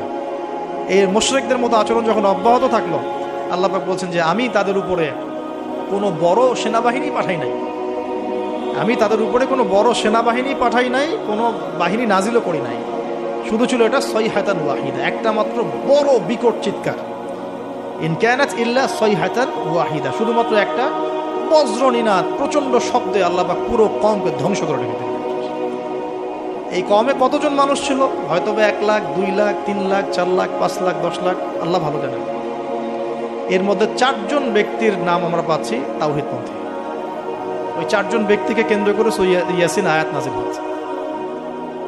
রাসূল সাল্লাল্লাহু আলাইহি ওয়াসাল্লাম মক্কায় হয়তো হাজার হাজার মানুষ ছিল, কিন্তু আমরা আবু বকর, ওসমান, ওমর, আলীর নাম মনে রাখছি। আসহাবুল কাহফের মধ্যে হয়তো হাজার হাজার লাখ লাখ মানুষ ছিল, কিন্তু আমরা ওই 7 জন বা 9 জন যুবকের কথা মনে রাখছি। খেয়াল করে দেখেন, ইব্রাহিম আলাইহিস সালামের সময় হয়তো লাখ লাখ মানুষ ছিল সমাজের মধ্যে, কিন্তু আমরা মনে রাখি ইব্রাহিম আলাইহিস সালাম, লূত আলাইহিস সালামের কথা, বিবি সারা আলাইহিস সালামের কথা, হাজারা আলাইহিস সালামের কথা, এই কয়জন মানুষের কথা, ইসমাঈল, ইসহাক। এরকম প্রত্যেক যুগে যুগে আপনি দেখবেন যে তাওহীদপন্থী মানুষের সংখ্যা কিন্তু কম। এবং আল্লাহ পাকের অনুগত বান্দাদের সংখ্যা খুব কম। এই ঘটনাটা আল্লাহ রাব্বুল আলামিন এই আন্তাকিয়াবাসীর এই ঘটনাটাকে সূরা ইয়াসিনের এই 13 থেকে প্রায় 32 নম্বর আয়াত পর্যন্ত পুরোটা নিয়ে আসা, এবং এর মধ্য দিয়ে আল্লাহ রাব্বুল আলামিন আমাদেরকে যে মেসেজগুলো দিতে যাচ্ছেন সেটা হলো, পয়েন্ট আকারে ফাইন্ড আউট করি। দেখুন, এক, ফার্স্ট অফ অল রাসূলদের কাজ যারা করবেন, মানে রাসূলের কাজ মানে কি, দাওয়াতি কাজ, তাবলীগের কাজ, মানুষকে তাওহীদের প্রচার করবেন, দ্বীনের ফিকির করবেন, দিন নিয়ে দিন প্রতিষ্ঠার স্বপ্ন দেখবেন, তাদেরকে সর্বপ্রথম আগে তাওহীদপন্থী হতে হবে।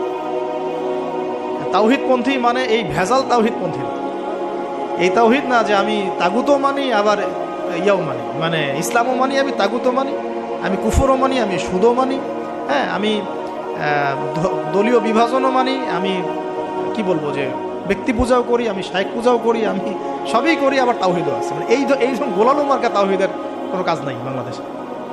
যদি বাংলাদেশে আমরা ইসলাম নিয়ে বড় স্বপ্ন দেখি, তাহলে আগে তাওহীদের ডেফিনেশন শিখতে হবে। তাওহীদ কাকে বলে? লা ইলাহা ইল্লাল্লাহ মানে আল্লাহ ছাড়া কিছুই নাই, এই কথা স্পষ্ট করে আমাদের বলার মতো সৎসাহস থাকা উচিত এবং বলার মতো যোগ্যতা থাকা উচিত। মানুষকে বোঝানোর ক্ষমতা থাকা উচিত যে লা ইলাহা ইল্লাল্লাহ মানে কি। মানে আমি কালিমা পড়েছি, এদিকে আমি কবরও সেজদা করব? আমি কালিমা পড়েছি লা ইলাহা ইল্লাল্লাহ, এখন আমি কি মানে মৃত মানুষের কাছে পূজা করতে পারি? আমি কি লা ইলাহা ইল্লাল্লাহ বলার পরে আল্লাহ পাক ছাড়া অন্য কারো বিধানের সামনে দাসত্ব করতে পারি? এই জিনিসগুলো আমাদের স্পষ্ট করে বোঝা উচিত। তাওহীদের উপর থাকা এবং তাওহীদ বোঝায়, তাওহীদের দাওয়াত মানুষকে দেওয়া। আপনারা কিতাবুত তাওহীদ, শিরক কি ও কেন, এই টাইপের অনেকগুলো বই পাবেন বাজারে, এগুলো পড়লেও তাওহীদ সম্পর্কে অনেক কিছু জানতে পারবেন ইনশাআল্লাহ। আর সব তাওহীদ একসাথে এস্টাবলিশ করা যায় না, ধাপ থাকে। ব্যক্তি পর্যায়গুলো আগে আমরা সংশোধন করব, আমাদের পরিবারটাকে সংশোধন করার চেষ্টা করব ইনশাআল্লাহ। আস্তে আস্তে আমরা তাওহীদের দাওয়াত মানুষকে দিব। আল্লাহ পাক যখন কবুল করবেন দেখবেন ইনশাআল্লাহ তাআলা, শুধুমাত্র আমরা আমাদের সমাজ কেন, আখিরুজ্জামানের হাদিসগুলো বলছে যে ইসলাম পুরো বিশ্বের প্রতিটা ঘরে প্রবেশ করবে ইনশাআল্লাহ। একটা কাঁচা ঘর বাকি থাকবে না, একটা পাকা ঘরও বাকি থাকবে না, এমনটাই হাদিস এসেছে। একটা কাঁচা ঘরও বাকি থাকবে না, একটা পাকা ঘরও বাকি থাকবে না, যেখানে লা ইলাহা ইল্লাল্লাহ প্রবেশ করবে না। এটা হবে ফিউচার, ওয়ার্ল্ডের ফিউচার এইটা। যত ফিউচারের কথাই মানুষ বলুক না কেন, ভিশন 2030, 2040, 2050, হ্যাঁ, ভিশন কবলাল কিয়ামা, মানে ভিশন ইমামুল মাহদি আর ভিশন ঈসা আলাইহিস সালাম হচ্ছে যে পৃথিবীর প্রতিটা ঘরেই তাওহীদের কালিমা লা ইলাহা ইল্লাল্লাহ প্রবেশ না করে আল্লাহ পাক কিয়ামত দিবেন ইনশাআল্লাহ। এটা হলো আল্লাহ পাকের হুকুম, হয়ে গেছে, কুদি আল-আমর, লেখা হয়ে গেছে এটা। এখন আমরা আগে, তাহলে আমাদের দায়িত্ব কি ভাই? আগে তাওহীদ শিখতে হবে। এখন তাওহীদ তো একা একা শেখা যায় না, স্পেশালি আপনারা যারা জেনারেল ব্যাকগ্রাউন্ড থেকে আসছেন, সবাই তো আর একা একা পড়ে কেউ আলেম হয়ে যেতে পারবো না, পারবেন? অতএব এখানে দৃষ্টিভঙ্গি আগে প্রশস্ত রেখে উলামায়ে কেরামের দ্বারস্থ হবে। উলামায়ে কেরামের দ্বারস্থ হওয়ার সময় সাম্প্রদায়িক হয়ে যাবেন না, যে আমি এই আকীদা ফলো করি, এই মানহাজ ফলো করি, এই মাযহাব ফলো করি, বাস ইনাদেরকেই ধরে বসে থাকবো, আর কারো কাছে যাব না। এই চিন্তাটাও ঠিক না, কারণ জ্ঞান কিন্তু সবার কাছেই আছে, জ্ঞান সবার কাছেই আছে। আপনি যদি বলেন যে আমি হানাফি মাযহাবের সব মানি, আলহামদুলিল্লাহ, আমি শাফিঈ মাযহাবের সব মানি, আলহামদুলিল্লাহ, আহমদ বিন হাম্বল রাহিমাহুল্লাহকে শ্রদ্ধা করি, তার জ্ঞান আমি নিব ইনশাআল্লাহ, ইমাম মালিক রাহিমাহুল্লাহকে শ্রদ্ধা করি, তার জ্ঞান নিব, আপনি অনেক বেশি জ্ঞান পাবেন, অনেক বেশি জ্ঞান পাবেন। আর যদি এত কিছু বোঝার ক্ষমতা আপনার না থাকে, কমসে কম একটা স্কুল অফ থট ফলো করেন, সমস্যা কি? সাধারণ মানুষ, আমার অত কিছু বোঝার ক্ষমতা নাই ভাই, আমি একজন ইমামকে ফলো করি, ব্যাস হয়ে গেল, এতটুকু যথেষ্ট। এখন আমাদের প্রথম কাজ হলো তাহলে, প্রিয় ভাইয়েরা, তাওহীদ শেখা এবং তাওহীদ শেখার জন্য উলামায়ে কেরামের দ্বারস্থ হওয়া। আল্লাহ পাক তৌফিক দান করুন। এবং এই জায়গায় আমরা কিন্তু সাম্প্রদায়িক হব না, আমরা সংকীর্ণ চিন্তাভাবনা করব না, আমরা আমাদের চিন্তাভাবনাগুলোকে প্রশস্ত রাখার চেষ্টা করবো। আল্লাহ পাক তৌফিক দান করুন, সকলেই বলে আমিন। সেকেন্ড পয়েন্টটা আমরা ফাইন্ড আউট করতে পারি, দেখুন, দাওয়াত দেওয়ার সময় রাসূলগণ কিন্তু ধনী গরিব ভেদাভেদ করে দাওয়াত দেন। হাবিবে নাজ্জার কি ছিল পেশা? একজন কাঠমিস্ত্রি। আমরা তো রিক্সাওয়ালাকে দাওয়াত দিয়ে গিল্টি ফিল করি, আমাদের প্রেস্টিজ ইস্যু হয়, ওকে দাওয়াত দিব কিসের ইসলামে? হ্যাঁ, তো আমরা সমাজে ছোট বড়, ধনী গরিব, পাপী ফাসেক, জালেম, মুত্তাকি, সব শ্রেণীর মানুষের মধ্যে দাওয়াতি কাজ করবো ইনশাআল্লাহ। আল্লাহ পাক তৌফিক দান করুন। এই দাওয়াতি কাজটা হবে দুইভাবে, একটা হচ্ছে অমুসলিমদের মাঝে ইসলামের দাওয়াত, অমুসলিমদের মাঝে তাওহীদের দাওয়াত, ইসলামের দাওয়াত। এখানে তো অমুসলিম সোসাইটি ছিল আন্তাকিয়ায়, তো অমুসলিমদের মাঝে তাওহীদের দাওয়াত, এটা বেশি জরুরি বাংলার মাটিতে, কারণ এখন প্রচুর মানুষ দিন দিন কিন্তু অমুসলিম হয়ে যাচ্ছে, মুসলিম থেকে। আপনারা জানেন কিনা, যারা পার্বত্য অঞ্চলে, বর্ডার এলাকায়, উত্তরাঞ্চলে, বিভিন্ন জায়গায় আমরা তো সফর করি, আমরা তো জানি বিভিন্ন জায়গায় এমনও ঘটনা ঘটেছে যে মানুষ দলে দলে খ্রিস্টান হওয়া শুরু করেছে। দেখুন রাসূল সাল্লাল্লাহু আলাইহি ওয়াসাল্লাম আমাদের মাঝে এখন সশরীরে নাই, তা তিনি কি রেখে গেছেন আমাদের জন্য? এই দিনটাই তো। আমরা, আমার পকেটেও তাসবিহ দানা আছে, গুনতে সহজ লাগে, আল্লাহুম্মা সাল্লি আলা মুহাম্মাদ, আল্লাহুম্মা সাল্লি আলা মুহাম্মাদ, এটা গুনা তো সহজ, বসে বসে দরুদ পড়া তো সহজ, কিন্তু রাসূল সাল্লাল্লাহু আলাইহি ওয়াসাল্লামের দ্বীনের হেফাজত করা তো এত সহজ না। তাহলে কোন কাজটা করলে আমরা বড় মুখ করে রাসূলের সামনে দাঁড়াতে পারবো কিয়ামতের দিন? তার দ্বীনের হেফাজত করলে। তো আমরা অমুসলিমদের মধ্যে দাওয়াতি কাজ তো করছিই না, যারা করছে তাদের সংখ্যা খুবই কম। আর যে দলে দলে দিন দিন মানুষ মুসলমান থেকে অমুসলিম হচ্ছে, এই ফিকিরও আমাদের নেই, এই ফিকিরও আমাদের মধ্যে নেই। আমরা তো পড়ে আসি ভাই, সত্যি কথা বলতে আমরা পড়ে আসি হাত বাঁধা নিয়ে আর কি। হাত বাঁধবো কোথায়? পায়ে পা কি কেমন করে লাগবো, কেনি আঙ্গুল নাকি গোড়ায় গোড়া? মানে আমাদের চিন্তা ভাবনাগুলো অনেক বিশাল। আমরা একদম মানে ওয়ার্ল্ড নিয়ে চিন্তা করতেছি, হ্যাঁ আমরা চিন্তা করতেছি একদম ইসলামিক রেভলিউশন, খিলাফা, এই সেই, অথচ বাস্তবিক অর্থে আমাদের চিন্তা কোন জায়গায়? কেনি আঙ্গুলে না গোড়ায়? আপনি হাতটা উঠাবেন না আপনি বাঁধলেন কোথায়? অনেকের অ্যাটিটিউড এতটাই এগ্রেসিভ, মনে হয় যে হাত নিচ থেকে উপরে আসা মানে হচ্ছে অমুসলিম থেকে মুসলমান হয়েছে। আগে অমুসলিম ছিল, ভাবটা এমন যে আগে মুসলমান ছিলাম না ভাই, আগে দিন কিছুই বুঝতাম না, এখন আমি একদম পরিপূর্ণ সহিতে আসছি। তার মানে আগে আপনি সহিতে ছিলেন না। যারা এখন যে কোনো একটা মাযহাব ফলো করে, যেমন হাম্বলি মাযহাব ফলো করে মিডল ইস্টের মানুষরা, তারা বেশিরভাগই হাম্বলি মাযহাব ফলো করে। মালিকি মাযহাব ফলো করে দেখেন আফ্রিকান কন্টিনেন্টের মানুষ। ইন্দোনেশিয়ার ওদিকে যাবেন, মালয়েশিয়া, ওখানে দেখবেন শাফিঈ মাযহাব প্রচুর। এই সাবকন্টিনেন্টের মধ্যে হানাফি মাযহাবের প্রচলনটা বেশি। তার মানে কি এরা কেউই হকের উপর নাই? এই থটসটা আমরা কোথায় পেলাম? হ্যাঁ, এমন হতে পারে যে কিছু কিছু কাজ বা আমল মাযহাবের নামে চলছে, যেটা হয়তো কোরআন সুন্নাহ সমর্থন করছে না, সেক্ষেত্রে আমরা ওটা সংশোধন করবো, অবশ্যই করবো, কেন করবো না? তো আমরা আমাদের দৃষ্টিভঙ্গিটা একটু বড় করি, এইটাই ইসলাম নয়। এখান থেকে এখানে আসলাম মানে ইসলাম একদম আমার পরিপূর্ণ ঢুকে গেছে, বিষয়টা এমন নয়। আমাদের বড় চিন্তা করতে হবে। তাওহীদ, দিন দিন তাওহীদ বাংলার মাটি থেকে মানুষ শুষে নিচ্ছে। তাওহীদ তো শুষে নেওয়া হচ্ছে অনেক আগ থেকেই, তাওহীদ তো পানির মতো শুষে নেওয়া হচ্ছে অনেক আগ থেকেই। ব্যক্তিগত জীবনে হয়তো আমি সুন্নতের আমল করছি, ব্যক্তিগত জীবনে আমি তাসবিহ তাহলিল করছি, জিকির আজগার করছি, তাহাজ্জুদ পড়ছি, সত্যিকার অর্থে কি এটাই ইসলাম? ইসলাম বলতে এতটুকুই বোঝায়? তো এই জিনিসগুলো আমাদের একটু বড় করে ভাবা উচিত। আর ইখতিলাফি মাসআলাগুলোকে নিয়ে এত বেশি আর আল্লাহর রাস্তায় ঝগড়া করেন না। অলরেডি মসজিদ ভাগ হতে হতে হতে হতে আমরা মানে এমন একটা সময় ছিল যখন সবাই বলতো যে এইগুলা বাতিল, এইটাই হক। নাম বলছি না আমি, XYZ এগুলো বাতিল, এইটা হচ্ছে হক। তো পরে দেখা গেলো হকের মধ্যে হক, হক ক, হক খ, হক গ, হক ঘ, এগুলো শুরু হয়েছে। আর আপনি কোথায় যাবেন? তো এখানে একটা ভালো দৃষ্টিভঙ্গি এরকম যে আমরা সবার প্রতি শ্রদ্ধা রাখতে পারি, আমরা সবার মতাদর্শের প্রতি শ্রদ্ধা রাখতে পারি তো কমসে কম, যে হ্যাঁ ওই ভাইয়ের কাছে কিছু দলিল আছে, আমার কাছেও আছে, তার দলিলটা কতটুকু অথেন্টিক, আমারটা কতটুকু অথেন্টিক না, এই গভীরে ঢোকার মতো জ্ঞান তো আমাকে অর্জন করতে হবে। আমি দু চারটা বই পড়ে কী বা শিখে ফেললাম? এমন দু চারটা বই পড়ে আমি কী বা শিখে ফেললাম? আর যে রেফারেন্সগুলো দেয়া আছে বইয়ের নিচে, ওই রেফারেন্সগুলো ঘাটার মতো যোগ্যতা আমার হয়েছে কিনা। মনে করেন একটা বই পড়ছেন, নিচে আপনার একদম সব বুখারী মুসলিম লিখা, তো এই বুখারী মুসলিমের ভিতরে ঢোকার যোগ্যতাটা কি আপনার হয়েছে কিনা? ওইটার উসুল আপনি বোঝেন কিনা? ওই হাদিসটা সত্যি সত্যি ওই মাসআলা সাবিত করে কিনা, এটা আপনি বোঝেন কিনা? ওই হাদিসটাকে নিয়ে, ওই দলিলটাকে নিয়ে আপনি কি অন্য কোনো মুহাক্কিক আলেমের কাছে গিয়েছেন কিনা, তাদের জবাবটা শুনেছেন কিনা? আমরা অনেক ছোট জায়গায় আছি ভাই। আমি একটু খোলামেলা কথা বলছি, আমরা এখন অনেক ছোট পরিসরে চিন্তা করছি। ইসলামের এগেনস্টে যারা কাজ করছে ওরা অনেক বড় করে চিন্তা করছে, ওরা দিন দিন মানুষকে অমুসলিম বানাচ্ছে। আপনি একটু সফর করেন, আল্লাহ পাক তো বলেছেন সফর করো, জমিনে ঘোরো, দেখো দিনের ফানজুর কাইফা কানা আকিবাতুল মুকাদ্দিবিন, আল্লাহ পাক ঘুরতে বলেছেন, দেখতে বলেছেন। সফর করে দেখতে থাকেন যে কি অবস্থা চলছে। আমরা বিশ্বাস করেন, মানে আমরা ঢাকায় যে বাসায় থাকি, ওই বাসার সামনে যে গলি, ভাড়া বাসা আমাদের, আমরা প্রায় দেখি যে 10 জন 20 জন ছেলে পেলে আড্ডা মারে গোল করে। তো প্রথমে ভাবলাম যে মেয়েটে দেখে, হয়তো ছেলেরা তো এগুলোই করে না। পরে দেখলাম ওই 5 মিনিটের মধ্যে একজন গাজা বানায় ফেললো, আর 4-5 জন টানে টেনে শেষ। আর আমি যে চোখে দেখলাম, আমি বড় জোর একটা ধমক দিলাম একটা, যদি কালকে দেখি কান ফাটায় ভালো। আমি গতকালকে কথা বলছিলাম। তো এখন আমি তো আর কিছু করতে পারবো না। আল্লাহ পাক যদি আমাকে ক্ষমতা দিতেন, আমি তখন অ্যাকশন নিতে পারতাম। এই হলো যুব সমাজের অবস্থা। এদের বয়স 15 থেকে 20 বছরও না। 15 থেকে 20 বছরের যুব সমাজের অবস্থা আজকে ভয়াবহ। প্রশাসনের ভাইরা আছে, জিজ্ঞেস করে দেখেন।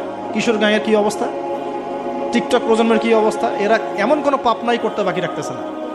এরা কিশোরদের অবস্থা, আমাদের বাচ্চাদের অবস্থা দেখেন, স্কুল কলেজে তারা পড়ছে, ছোটো ছোটো বাচ্চারা সব তো ডিভাইস এডিক্টেড, ডিভাইস, সারাদিন ডিভাইস নেয়, ডিভাইস নেয়, ডিভাইস নেয়। ওর তো মাথার মধ্যে, ওর মাথার যে মানে এনার্জিটা, যে সেলগুলো ডেভেলপই হতে দেয়নি আমরা। ও যে পরিবারে বড় হচ্ছে, পরিবারের স্বামী স্ত্রীর মধ্যে সুসম্পর্ক নাই, হৃদ্যতাপূর্ণ কোনো পরিবেশে দেখছে না। হ্যাঁ, ওর খাওয়ার ঠিক নাই, ও মানে শারীরিক কসরত নাই। হ্যাঁ, খালি একটা সার্টিফিকেটকে আমরা সব মনে করছি। 10টা 5টা প্রাইভেট পড়তেছে, মনে করছে আমি আমার ছেলেকে মানুষ করে ফেলাইলাম। ইসলামের তো কোনো ফিকিরই নাই, কোরআন পড়তে জানে না, নামাজ দূরের কথা, অজু করতে পারে না। আমি হার্ডলাইনের কথা বলছি, নামাজ দূরের কথা, অজুই করতে পারে না। ঠিক মতো অজু করতে হয় কীভাবে জিজ্ঞাসা করেন, অজুর ফরজ করে জিজ্ঞাসা করেন, বলতে পারে কিনা। এই বয়সের মেয়েদের অবস্থা দেখেন, এই বয়সের মেয়েগুলো যারা ঘুরে বেড়ায় তারা মনে করে ওয়ার্ল্ডে এরা ছাড়া কেউই নাই, দুনিয়াটাই ওদের। হ্যাঁ, চুল ঠিক করতে হলেও করবে, না করতে হলেও করবে। ওর কাজই একটা, চুল ঠিক করা, সারাদিন চুল ঠিক করতে থাকবে। হ্যাঁ, মানে বাসায় যত মেকআপ সব একদিনে মেখে বের হয়ে যাবে। মানে মানুষকে দেখাতে হবে, আমাকে মানুষ দেখুক, সুন্দর বলুক। এদেরকে টার্গেট করেছে কিছু বাণিজ্যিক লোকজন, ওরা শিখিয়েছে এদেরকে তুমি সুন্দর না, তোমাকে সুন্দর হতে হবে। ব্যাস, স্নো পাউডার শুরু হলো তারপর থেকে। ওকে আগে বুঝাইছে, মাথার মধ্যে ঢুকাইছে তুমি সুন্দর না, তোমাকে আরও সুন্দর হতে হবে। ব্যাস, তারপরে যে এই ক্রিম সেই ক্রিম, ব্যবসা শুরু হয়ে গেল, এই পার্লার সেই পার্লার। মানে এই মেয়েগুলার, আপনি বিশ্বাস করেন, এই টিকটক প্রজন্মের কথা বলছি, কিশোর গ্যাংয়ের কথা বলছি, ছেলেরা যতটা না বদ, এই মেয়েদের একটা বড় অংশ তার চেয়ে অনেক বেশি বদ, অনেক বেশি। তারা চায়, কিছু কিছু মেয়ে চায় যে তাকে যেন টিস করা হয়, কিছু কিছু মেয়ে চায় যে সে ছেলের পিছনে বাইকে করে ঘুরবে। এখন রাতের বেলা বা অন্য কোনো সময় যদি এই ছেলে 4-5টা মিলে এখন এই মেয়েটাকে রেপ করে ফেলায়, এখানে কি সম্পূর্ণ দোষ শুধুমাত্র ছেলেটারই? আমাকে অ্যান্সার দেন দেখি। ওই মেয়েটা কেন ওখানে ঘুরতে গেল ওর সাথে? ওর বাবা কি করছিল, ওর ভাই কি করছিল? আমরা আমাদের সোসাইটির দিকে একটু দেখেন, আমরা অনেক ছোট জায়গায় চিন্তা করতেছি। এই যে আপনি হাত বাঁধে নিয়ে পড়ে আসেন না, পায়ে পা নিয়ে পড়ে আসেন, আর আপনি বলছেন আমারটা সই, ওরটা ও খারিজি হয়ে গেছে, ও ভণ্ড হয়ে গেছে, ওই হয়েছে। এগুলা খুবই কনজাস্টেড চিন্তা। আপনার চিন্তাটা অনেক ছোট লেভেলের। আপনি যখন ওয়ার্ল্ডকে চিনতে শিখবেন, অর্থনীতি বুঝতে শিখবেন, ওয়ার্ল্ডের ফেতনাগুলো রিকগনাইজ করতে শিখবেন, আপনি নিজেকে লজ্জা পাবেন যে আমি কি বলে আসছিলাম এতদিন। আর আমরা তো জানি, আমরা ওই লাইন কিন্তু ঘেটে আসছি। আপনি কোন জায়গায় চিন্তা করছেন, কোন জায়গায় আপনার চিন্তা থেমে যাবে, ওটা আমি জানি। ওর পর থেকে আমি আপনাকে চিন্তা করতে বলতে পারবো। ঠিক আছে, অনেক দ্বীপে আছে। পুরো ওয়ার্ল্ড নিয়ে ভাবেন, দেখেন আমাদের সোসাইটিগুলোর দিকে তাকান, আমাদের ইয়াং জেনারেশনকে দেখেন, আমাদের শিক্ষার দিকে দেখেন না একটু। আমাদের এই যে যুব সমাজ সামনে বসে আছে, জিজ্ঞাসা করেন এই 15-20 বছর তারা পড়াশোনা করেছে, তারা কতটুকু কোরআন শিখেছে, কতটুকু হাদিস শিখেছে। আমাদের এখানে অনেক সিনিয়র ভাই আছেন, আমাদের পিছনে অনেক বরেণ্য ব্যক্তিরা আছেন, তারা এখন আফসোস করেন যে আমাদের বয়স 40 হয়ে গেছে, কোরআন শিখতে পারি নাই, 40টা হাদিস তো পড়তে পারি না, হুজুর এটা কি হবে, ওইটা কি হবে। এটা আপনি জিজ্ঞাসা করা মানেই তো এটা লজ্জাজনক, যে আমি তাহলে কি করলাম সারা জীবনে। তাহলে শিক্ষা ব্যবস্থার মধ্যে কোথায় সংস্কার দরকার আমাদেরকে ভাবতে হবে, বা আমাদের যারা কর্তৃপক্ষ আছেন তাদেরকে বোঝাতে হবে জিনিসগুলো। অর্থনীতি নিয়ে কি বলবো, এটা নিয়ে বলার তো কিছুই নাই, সব জায়গায় সুদ আর সুদ। অনেক দিন আগে যে বলেছি ক্যাশলেস সোসাইটির কথা, এই ক্যাশলেস সোসাইটি এখন বাস্তব। আপনি চায়নায় যান, আপনি কোনো ক্যাশ পাবেন না। চায়নাতে কোনো ক্যাশই নাই, আপনাকে সব ডিজিটাল মানিতে লেনদেন এক্সচেঞ্জ করতে হবে। পুরো ক্যাশলেস সোসাইটি একটা, এবং এর চার্জের ফলে মিনিটেই মানুষ কোটিপতি হয়ে যাচ্ছে। মিনিটের মধ্যে মানুষ কোটিপতি, জাস্ট চার্জ কাটতে কাটতে কাটতে কাটতে কোটিপতি হয়ে গেছে। ইলেকট্রনিক মানি তো আসছেই, যখন ক্রিপ্টোকারেন্সির যুগ চলে আসবে তখন দেখবেন যে কী অবস্থাটা হয়। তো আমাদের ইকোনমিক্স সেকশনের এই মানে কি বলবো, যে আধুনিকায়নই বলেন অথবা আধুনিকায়নের শুরুতের সমস্যাগুলো, এগুলো ফাইন্ড আউট করার মতো আলেম ওলামারও ঘাটতি আছে। যখন সমাজে ক্লাসিক্যাল ট্র্যাকের বাইরে কেউ কথা বলে তখন হাসে, হ্যাঁ হাসে যে কি বলতেছে এগুলা, গোল্ড কয়েন, দিনার দিরহাম, এগুলো আবার কি বলে। অথচ দিনার দিরহামের কথা রাসূল সাল্লাল্লাহু আলাইহি ওয়াসাল্লামের সময় থেকে আসে। কতদিন বোঝানোর চেষ্টা করলাম, হ্যাঁ কতদিন যে বোঝানোর চেষ্টা করলাম যে ভাই 10 লাখ টাকা বাসায় রেখে দেন, দেখেন টাকার মান কমে না বাড়ে। আর যদি 10 লাখ টাকার সমপরিমাণ জমি থাকে আপনার, এটার মান বাড়বে না কমবে। এতটুকু বোঝাতে পারতেছি না যে এগুলো সাস্টেইনেবল কোনো অ্যাসেট না। কারেন্সি ছিল গোল্ড, দিনার এবং সিলভার, দিরহাম। এখন সেটা নাই ভালো কথা, কিন্তু আমাদেরকে তো বুঝতে হবে যে আমাদের ফিউচার কী। ইউসুফ আলাইহিস সালামের ফিউচার, ইউসুফ আলাইহিস সালাম যেভাবে তার জাতিকে 7 বছরের একটা মানে গোল নিয়ে সামনে গিয়েছিলেন যে আমরা মূল্যবান সম্পদগুলো করি, মানে সংরক্ষণ করি, যখন দুর্ভিক্ষ সময় আসবে তখন আমরা বাঁচতে পারবো। মিশরের লক্ষ লক্ষ মানুষ বেঁচে গেছে, আমাদের সেই ফিকির কথা। তো আমি একটা পয়েন্ট থেকে এতদূর চলে আসছি যে আমরা অনেক ক্ষুদ্র জায়গায় চিন্তা করছি। এই যে এক হাতে মোসাফা না দুই হাতে মোসাফা, আপনার এই সেই এইগুলা আপনার চিন্তাটাকে এত ছোট জায়গায় নিয়ে আসছে যে আপনি বড় করে এখন ভাবতেই পারতেছেন। আর আমাদের দরকার, যদি আমরা সত্যি কথা বলছি, যদি আমরা চাই যে আমাদের সমাজ, দেশ এবং জাতি আগামীতে অনেক বেশি সমৃদ্ধি অর্জন করুক, আমাদের ক্রিটিক্যাল থিঙ্কার্স দরকার। আমাদের দরকার ক্রিটিক্যাল থিঙ্কার্স, যারা চিন্তা করতে পারে, ওয়ার্ল্ড নিয়ে ভাবতে পারে, মানে ইসলামটাকে ওয়ার্ল্ডের সাথে মিশাতে পারে। ইসলাম একদিকে পড়ে থাকবে আর ওয়ার্ল্ড একদিকে চলে যাবে, তাহলে তো হইল না কিছু। দেখেন ওই সময় লাত উজ্জা মানাত শিরক এগুলো বলতেন, লাত উজ্জা মানাতের মূর্তি পূজা শিরক এগুলো বলতেন সাহাবীরা। এই যুগে যদি আবু বকর ওমর রাদিয়াল্লাহু আনহু আসতেন, তারা কি ওই কথাই বলতেন? এই যুগের শিরকগুলোকে ফাইন্ড আউট করতেন? বলেন তো দেখি। নিঃসন্দেহে তারা এই যুগের সাথে আপডেটেড থাকতেন। তা আমাদেরকে এই যুগের সাথে আপডেটেড থাকতে হবে তো। আল্লাহ পাক আমাদেরকে তৌফিক দান করুন, আমিন। তো যেটা বলছিলাম যে আমার শ্রদ্ধেয় দিনী ভাইয়েরা, প্রথমে আমরা তাওহীদটা শিখবো ইনশাআল্লাহ। তাওহীদটা শিখবো ইনশাআল্লাহ, তাওহীদের চর্চা করব। নিজের পরিবারটাকে আগে আপনি তাওহীদপন্থী বানান। আপনাকে সমাজ নিয়ে আগে ভাবতে হবে না, আগে আপনি আপনার পরিবারটাকে তাওহীদপন্থী বানিয়ে ফেলেন। আল্লাহ পাক তৌফিক দান করুন। আপনার সন্তানদেরকে তাওহীদ শেখান। আপনার স্ত্রী, আপনার সন্তান, আপনার মেয়ে, আপনার আত্মীয় স্বজন, এদের মাঝে আপনি আগে দাওয়াতি কাজটা করার চেষ্টা করেন। আল্লাহ পাক তৌফিক ইনায়াত করুন। এবং এটা একা একা শেখা যাবে না। আমি বলছি যে দিনই ইলম অর্জন করবো, অবশ্যই মুহাক্কিক আলেম খুঁজবো। আমি কোনো আলেমের নাম বলে দিব, কারণ আমি একটা নাম বললেই অপোজিশন আছে, বলবো যে না ওনাকে তো আমি মানি না। আমি যদি বলি যে আমি আল্লামা তাকি উসমানীকে খুব ফলো করি, ভালোবাসি, পছন্দ করি, তারও তো হেটার্স আছে না? বলবো যে আপনি ফলো করেন, আমি করি না, আপনি মানেন, আমি মানি না। এই জন্য আমি কোনো নাম বলতে চাচ্ছি না। আপনি আপনার বুঝ অনুযায়ী, আপনার কাছে সারা ওয়ার্ল্ড ঘেটে যে মনে হয় যে না এই আলেম হকের উপর আছেন, তার কথাগুলো ভালো, তার ইলমি গভীরতা ভালো, তিনি সাম্প্রদায়িক না বা ইত্যাদি, তিনি হকের উপর আছেন, হক বলতে দ্বিধা করছেন না, হক বাতিলের সাথে মিক্স করছেন না, মানে আপনি বুঝেন, আপনাকে তো আল্লাহ পাক মেধা দিয়েছেন, আল্লাহ পাক তো আপনাকে বিবেক দিয়েছেন, আপনি বোঝার চেষ্টা করেন। তবে আমি রিকোয়েস্ট করবো একটা জিনিস এখানে, যে আপনি আলেমদেরকে দলে দলে ভাগ করে দিন এবং আলেমদের মধ্যে সাম্প্রদায়িকতা সৃষ্টি করেন না, আলেমদের মধ্যে শত্রুতা বাড়ায় দিয়েন না। আপনি মৌমাছির মতো হন, এটা আমার নসিহত, এটা আমার নসিহত। আপনি মানবেন কি মানবেন না আপনার বিষয়। আমি এটা ফলো করার চেষ্টা করি, যে আমি নিজেকে একজন মৌমাছি মনে করি। আমাকে যদি বলেন যে এই যে রিক্সাওয়ালা রিক্সা আমাকে নামিয়ে দিল বাসায়, তার কাছেও আমার শেখার কিছু আছে। আপনি যদি মৌমাছি হন, আপনি এখান থেকে শিখতে পারবেন, অবশ্যই শিখতে পারবেন। এরকম অনেক শেখা আমরা শিখেছি।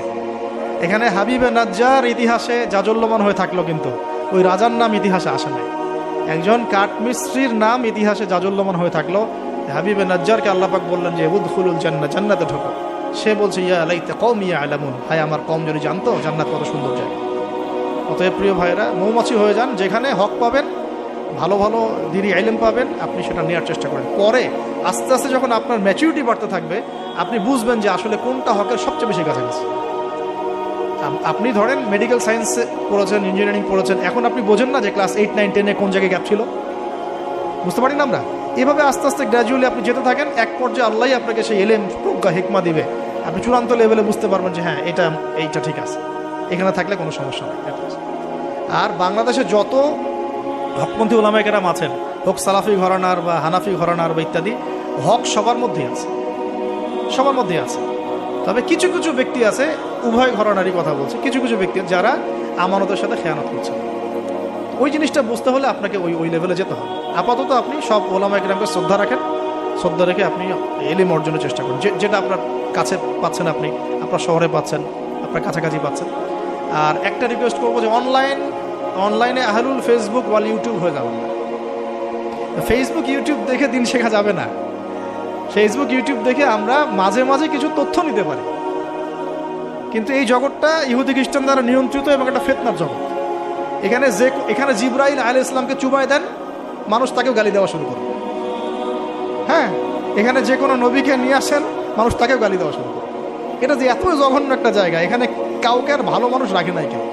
যে কোনো আলেমের নাম বলেন, আমি তার ব্যাপারে 10টা খারাপ বের করে দিতে পারবো, আর আমার ব্যাপারে 11টা পারবো। ঠিক আছে, যে কোনো মানুষের কথা বলেন, কাউকে ভালো রাখে নাই। তো এইখান থেকে ইলম নেবেন না।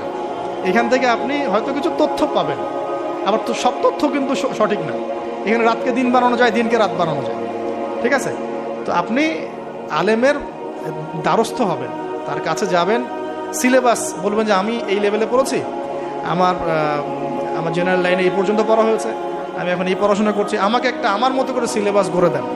দেখবেন আলেমরা কিন্তু একটা সিলেবাস আপনাকে আপনার লেভেলে করে দিবে। আমার লেভেলের সিলেবাস আপনার সিলেবাস এক হবে না কিন্তু। আমার লেভেলে যে সিলেবাস, আমাকে যে সিলেবাস করে দেওয়া হচ্ছে সেটা কিন্তু আপনার মতো হবে না, আপনারটা আমার মতো হবে। আপনাকে আমি যদি বলি আপনাকে প্রথমে দেওয়া হবে কোরআন তেলাওয়াত শেখার ব্যাপার, নুরানি শিখবেন আপনি আগে, তারপর নাজেরা শিখবেন, তারপর আপনি হিপসে কিছু অংশ হিপস করবেন, তারপরে আরবি যে এসো আরবি শিখি টাইপের বইগুলো আছে, এসো সরফ শিখি, এসো নাহু শিখি, এগুলো শিখবেন, ক্লাসিক্যাল অ্যারাবিক ল্যাঙ্গুয়েজ শিখবেন, তারপরে আপনি এবারত পড়ার যোগ্যতা অর্জন করবেন, দেন আপনি আস্তে আস্তে হাদিসের কেতাবগুলো মোতালা করবেন, এইভাবে যাবেন, সিরাত পড়বেন। কিন্তু সবার সিলেবাস তো একরকম হবে না। এই সিলেবাস ভিত্তিক পড়াশোনা না করলে বিক্ষিপ্ত পড়াশোনা, আজকে এই বই কালকে ওই বই, কালকে এই কালকে সেই, একদম মাথাটা ম্যাসাকাট হয়ে যাবে। এই বিক্ষিপ্ত মাথা দিয়ে আপনি না কিছু চিন্তা করতে পারবেন, না সত্য মিথ্যা বুঝতে পারবেন। তখন আপনার মাথাটাকে যে কোনো দিকে নিয়ে যাওয়া সম্ভব। আমার মাথা এত সহজে যে কোনো দিকে নেওয়া সম্ভব হবে না ইনশাআল্লাহ, বিকজ আমি এগুলো সব ঘাটাঘাটি করেছি। এমন একটা কথা বললেই আমি ফট করে গ্রহণ করবো না, কিন্তু আমি কিন্তু বিষয়টাকে অনেক গভীরে গিয়ে যাচাই বাছাই করে তারপর সিদ্ধান্তে আসার চেষ্টা করবো। কিন্তু যারা বিক্ষিপ্ত মানসিকতার, যে কোনো দিকে নেবেন বাতাস ওই দিকে দৌড়ানো শুরু করবেন। এবং বাংলাদেশে যে চরমপন্থার যে একটা ব্যাপার আছে না, চরমপন্থী একটা আকিদার ব্যাপার আছে, এইটা এই বিক্ষিপ্ত মানসিকতারই ফলশ্রুতিতে হয়েছে।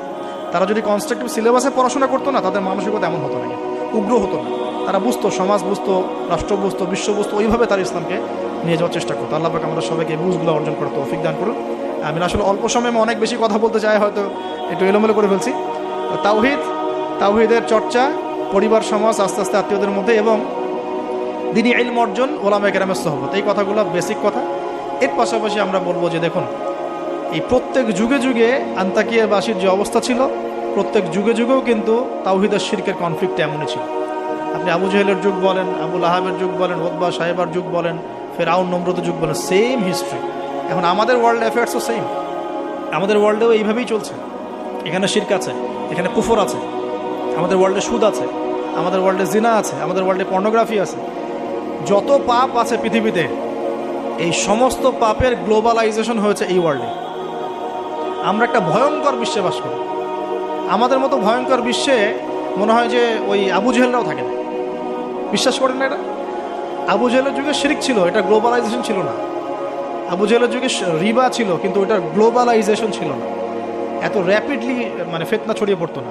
আমরা সবচেয়ে ফিতনাময় পরিবেশে বসবাস করছি।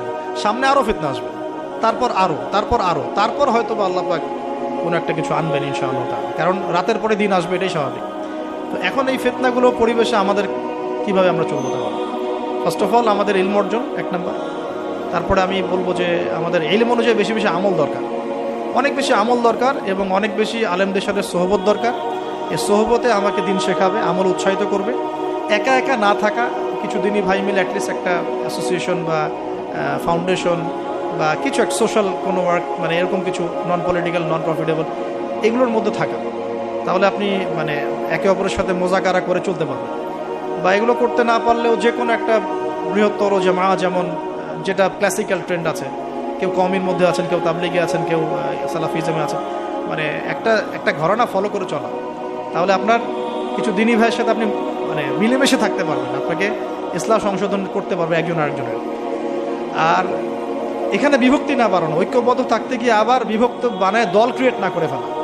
মনে করেন আমরা একটা ফাউন্ডেশন করলাম, এই ফাউন্ডেশনটাকে একটা দল মনে করা, না মনে করা যে আমি আমারটাই সত্য মিথ্যা চূড়ান্ত মানদণ্ড, এরকম মনে না করা, বরং আপনাকে সবার সাথে মিউচুয়াল করে চলার চেষ্টা করতে হবে।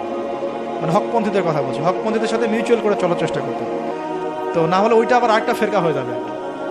হক প্রতিষ্ঠা করতে গিয়ে নতুন একটা ফেরকার জন্ম দিয়ে ফেলেন না, যেটা হয়েছে বাংলাদেশে হক প্রতিষ্ঠা করতে গিয়ে মানুষ বহু ফেরকার জন্ম দিয়ে ফেলছে। এমন যে বললাম না, হক ক, হক খ, হক গ, হক ঘ, কেউ কারোর সাথে কারো আবার মিল নেই। কয়ের আমির একজন, খয়ের আমির একজন, গয়ের একজন, ভয়ের একজন, এইরকম হজবরল একটা হসপস অবস্থা হলো তো সমস্যা। তো একসাথে থাকবো। শোনেন, এই কথাটা খুব ভালো করে শোনেন, আব্দুল মালিক সাহেবের বই থেকে কথাটা বলছি, আমি অনেক শ্রদ্ধা করি। মতানৈক্য থাকবে, তার উপর ঐক্য হবে। মতানৈক্য আছে, ওই ভাই আমার ধরেন যে বাবরি চুল পছন্দ করে, আমি করি না। ওই ভাই মনে করেন যে কি বলবো, রফিল আদান করে, আমি করি না।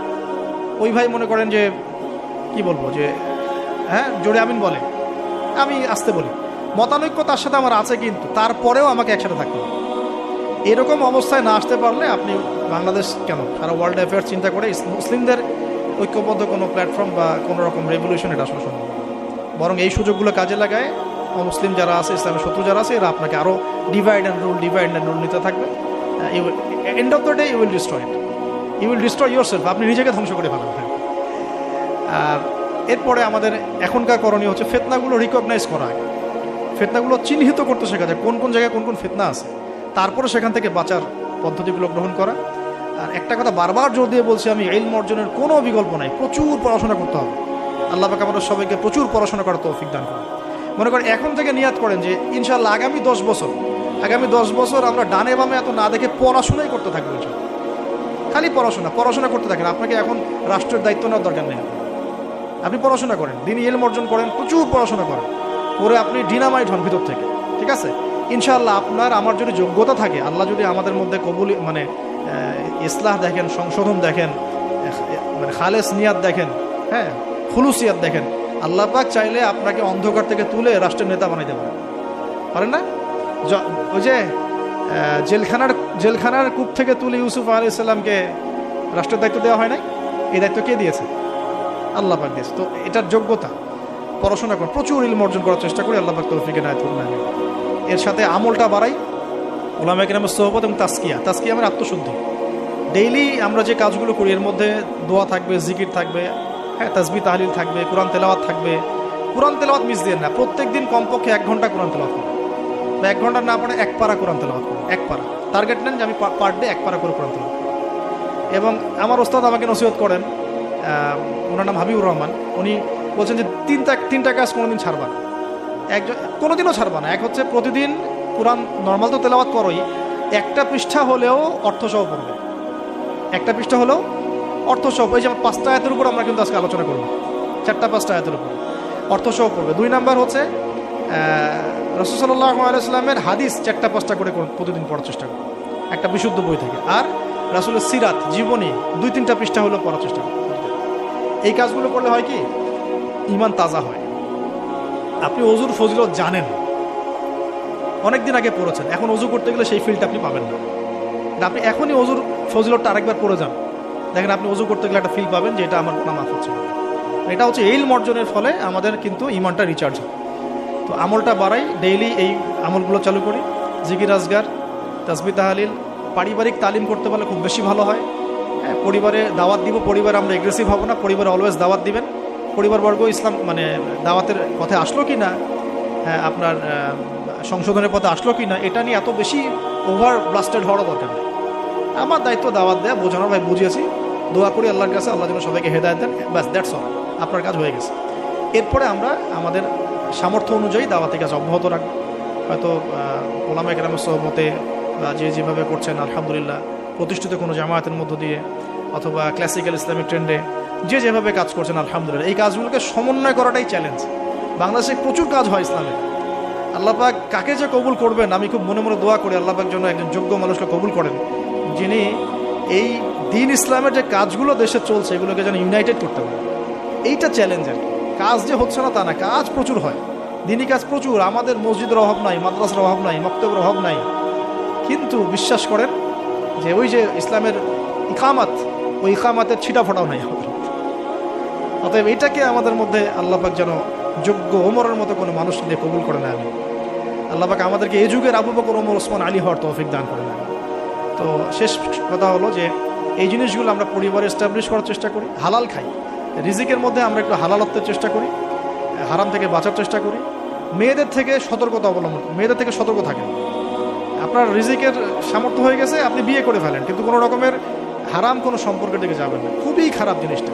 যার মধ্যে জিনা ঢুকে যাবে সে কখনো আল্লাহর মারিফত অর্জন করতে পারবে না।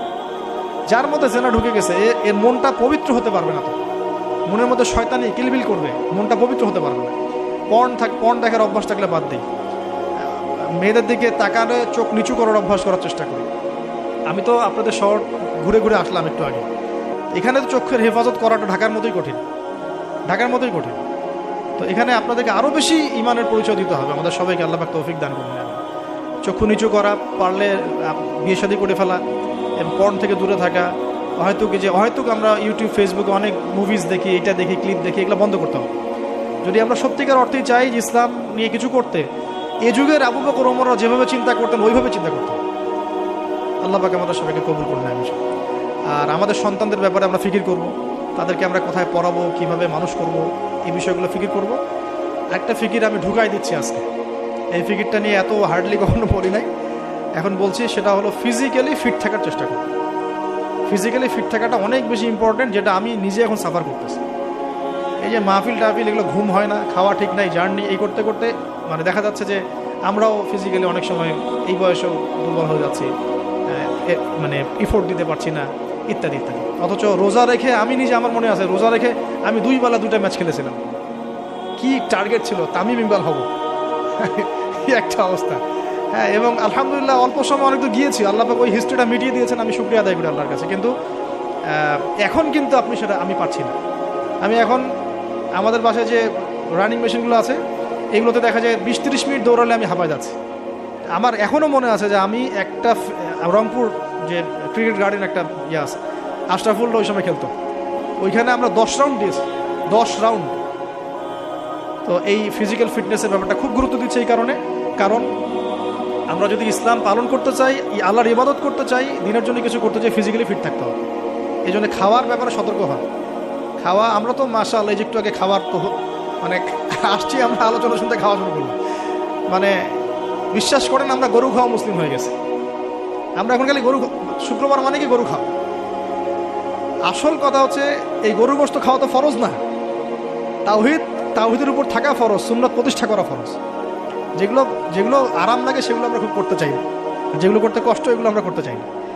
তো খাওয়া দাওয়া করেন, সমস্যা নেই, কিন্তু ফিজিক্যালি ফিট থাকার চেষ্টা করেন, ডেইলি কিছু এক্সারসাইজ করেন। পারলে যারা জিম করতে পারেন তারা জিম করবেন। বাচ্চাদের খাবার কি দিচ্ছি সেটার ব্যাপারে সতর্ক থাকেন। বাসায় কি খাবার ঢুকছে এটা সতর্ক থাকা উচিত, কি খাচ্ছে কি খাচ্ছি না। এই ব্যাপারে ডক্টরদের পরামর্শ নেন যে আমরা কোন বয়সে কীভাবে চলবো, এটা খুব ইফেক্টিভ হবে। পরবর্তীতে আপনারা ভালো কিছু করতে পারবেন ইনশাআল্লাহ তাআলা, আল্লাহ পাক তৌফিক দান করুন। আর সবশেষ কথা হচ্ছে যে আমাদের সবার মধ্যে আল্লাহ পাক কিছু প্রতিভা দিয়েছেন। কেউ হয়তো মাশাআল্লাহ লিখতে পারেন, কেউ হয়তো মাশাআল্লাহ বলতে পারেন, কেউ ভালো অ্যাসোসিয়েট করতে পারেন। যার যে প্রতিভা আছে এই প্রতিভাগুলোকে ফাইন্ড আউট করে আল্লাহর দ্বীনের জন্য কাজে লাগে। এর মানে এই না সবাইকে আলেম হয়ে যেতে হবে, সবাইকে মুফতি হইতে হবে। This is not necessary. আপনার যেখানে আপনি আছেন, একজন প্রশাসনের ভাই তার জায়গা থেকে ইসলামের খেদমত করতে পারে, একজন ডক্টর তার জায়গা থেকে দ্বীনের খেদমত করতে পারে, একজন পলিটিশিয়ান তার জন্য আরও বড় সুযোগ আছে, তার বড় জায়গা থেকে তিনি দ্বীনের খেদমত করতে পারেন।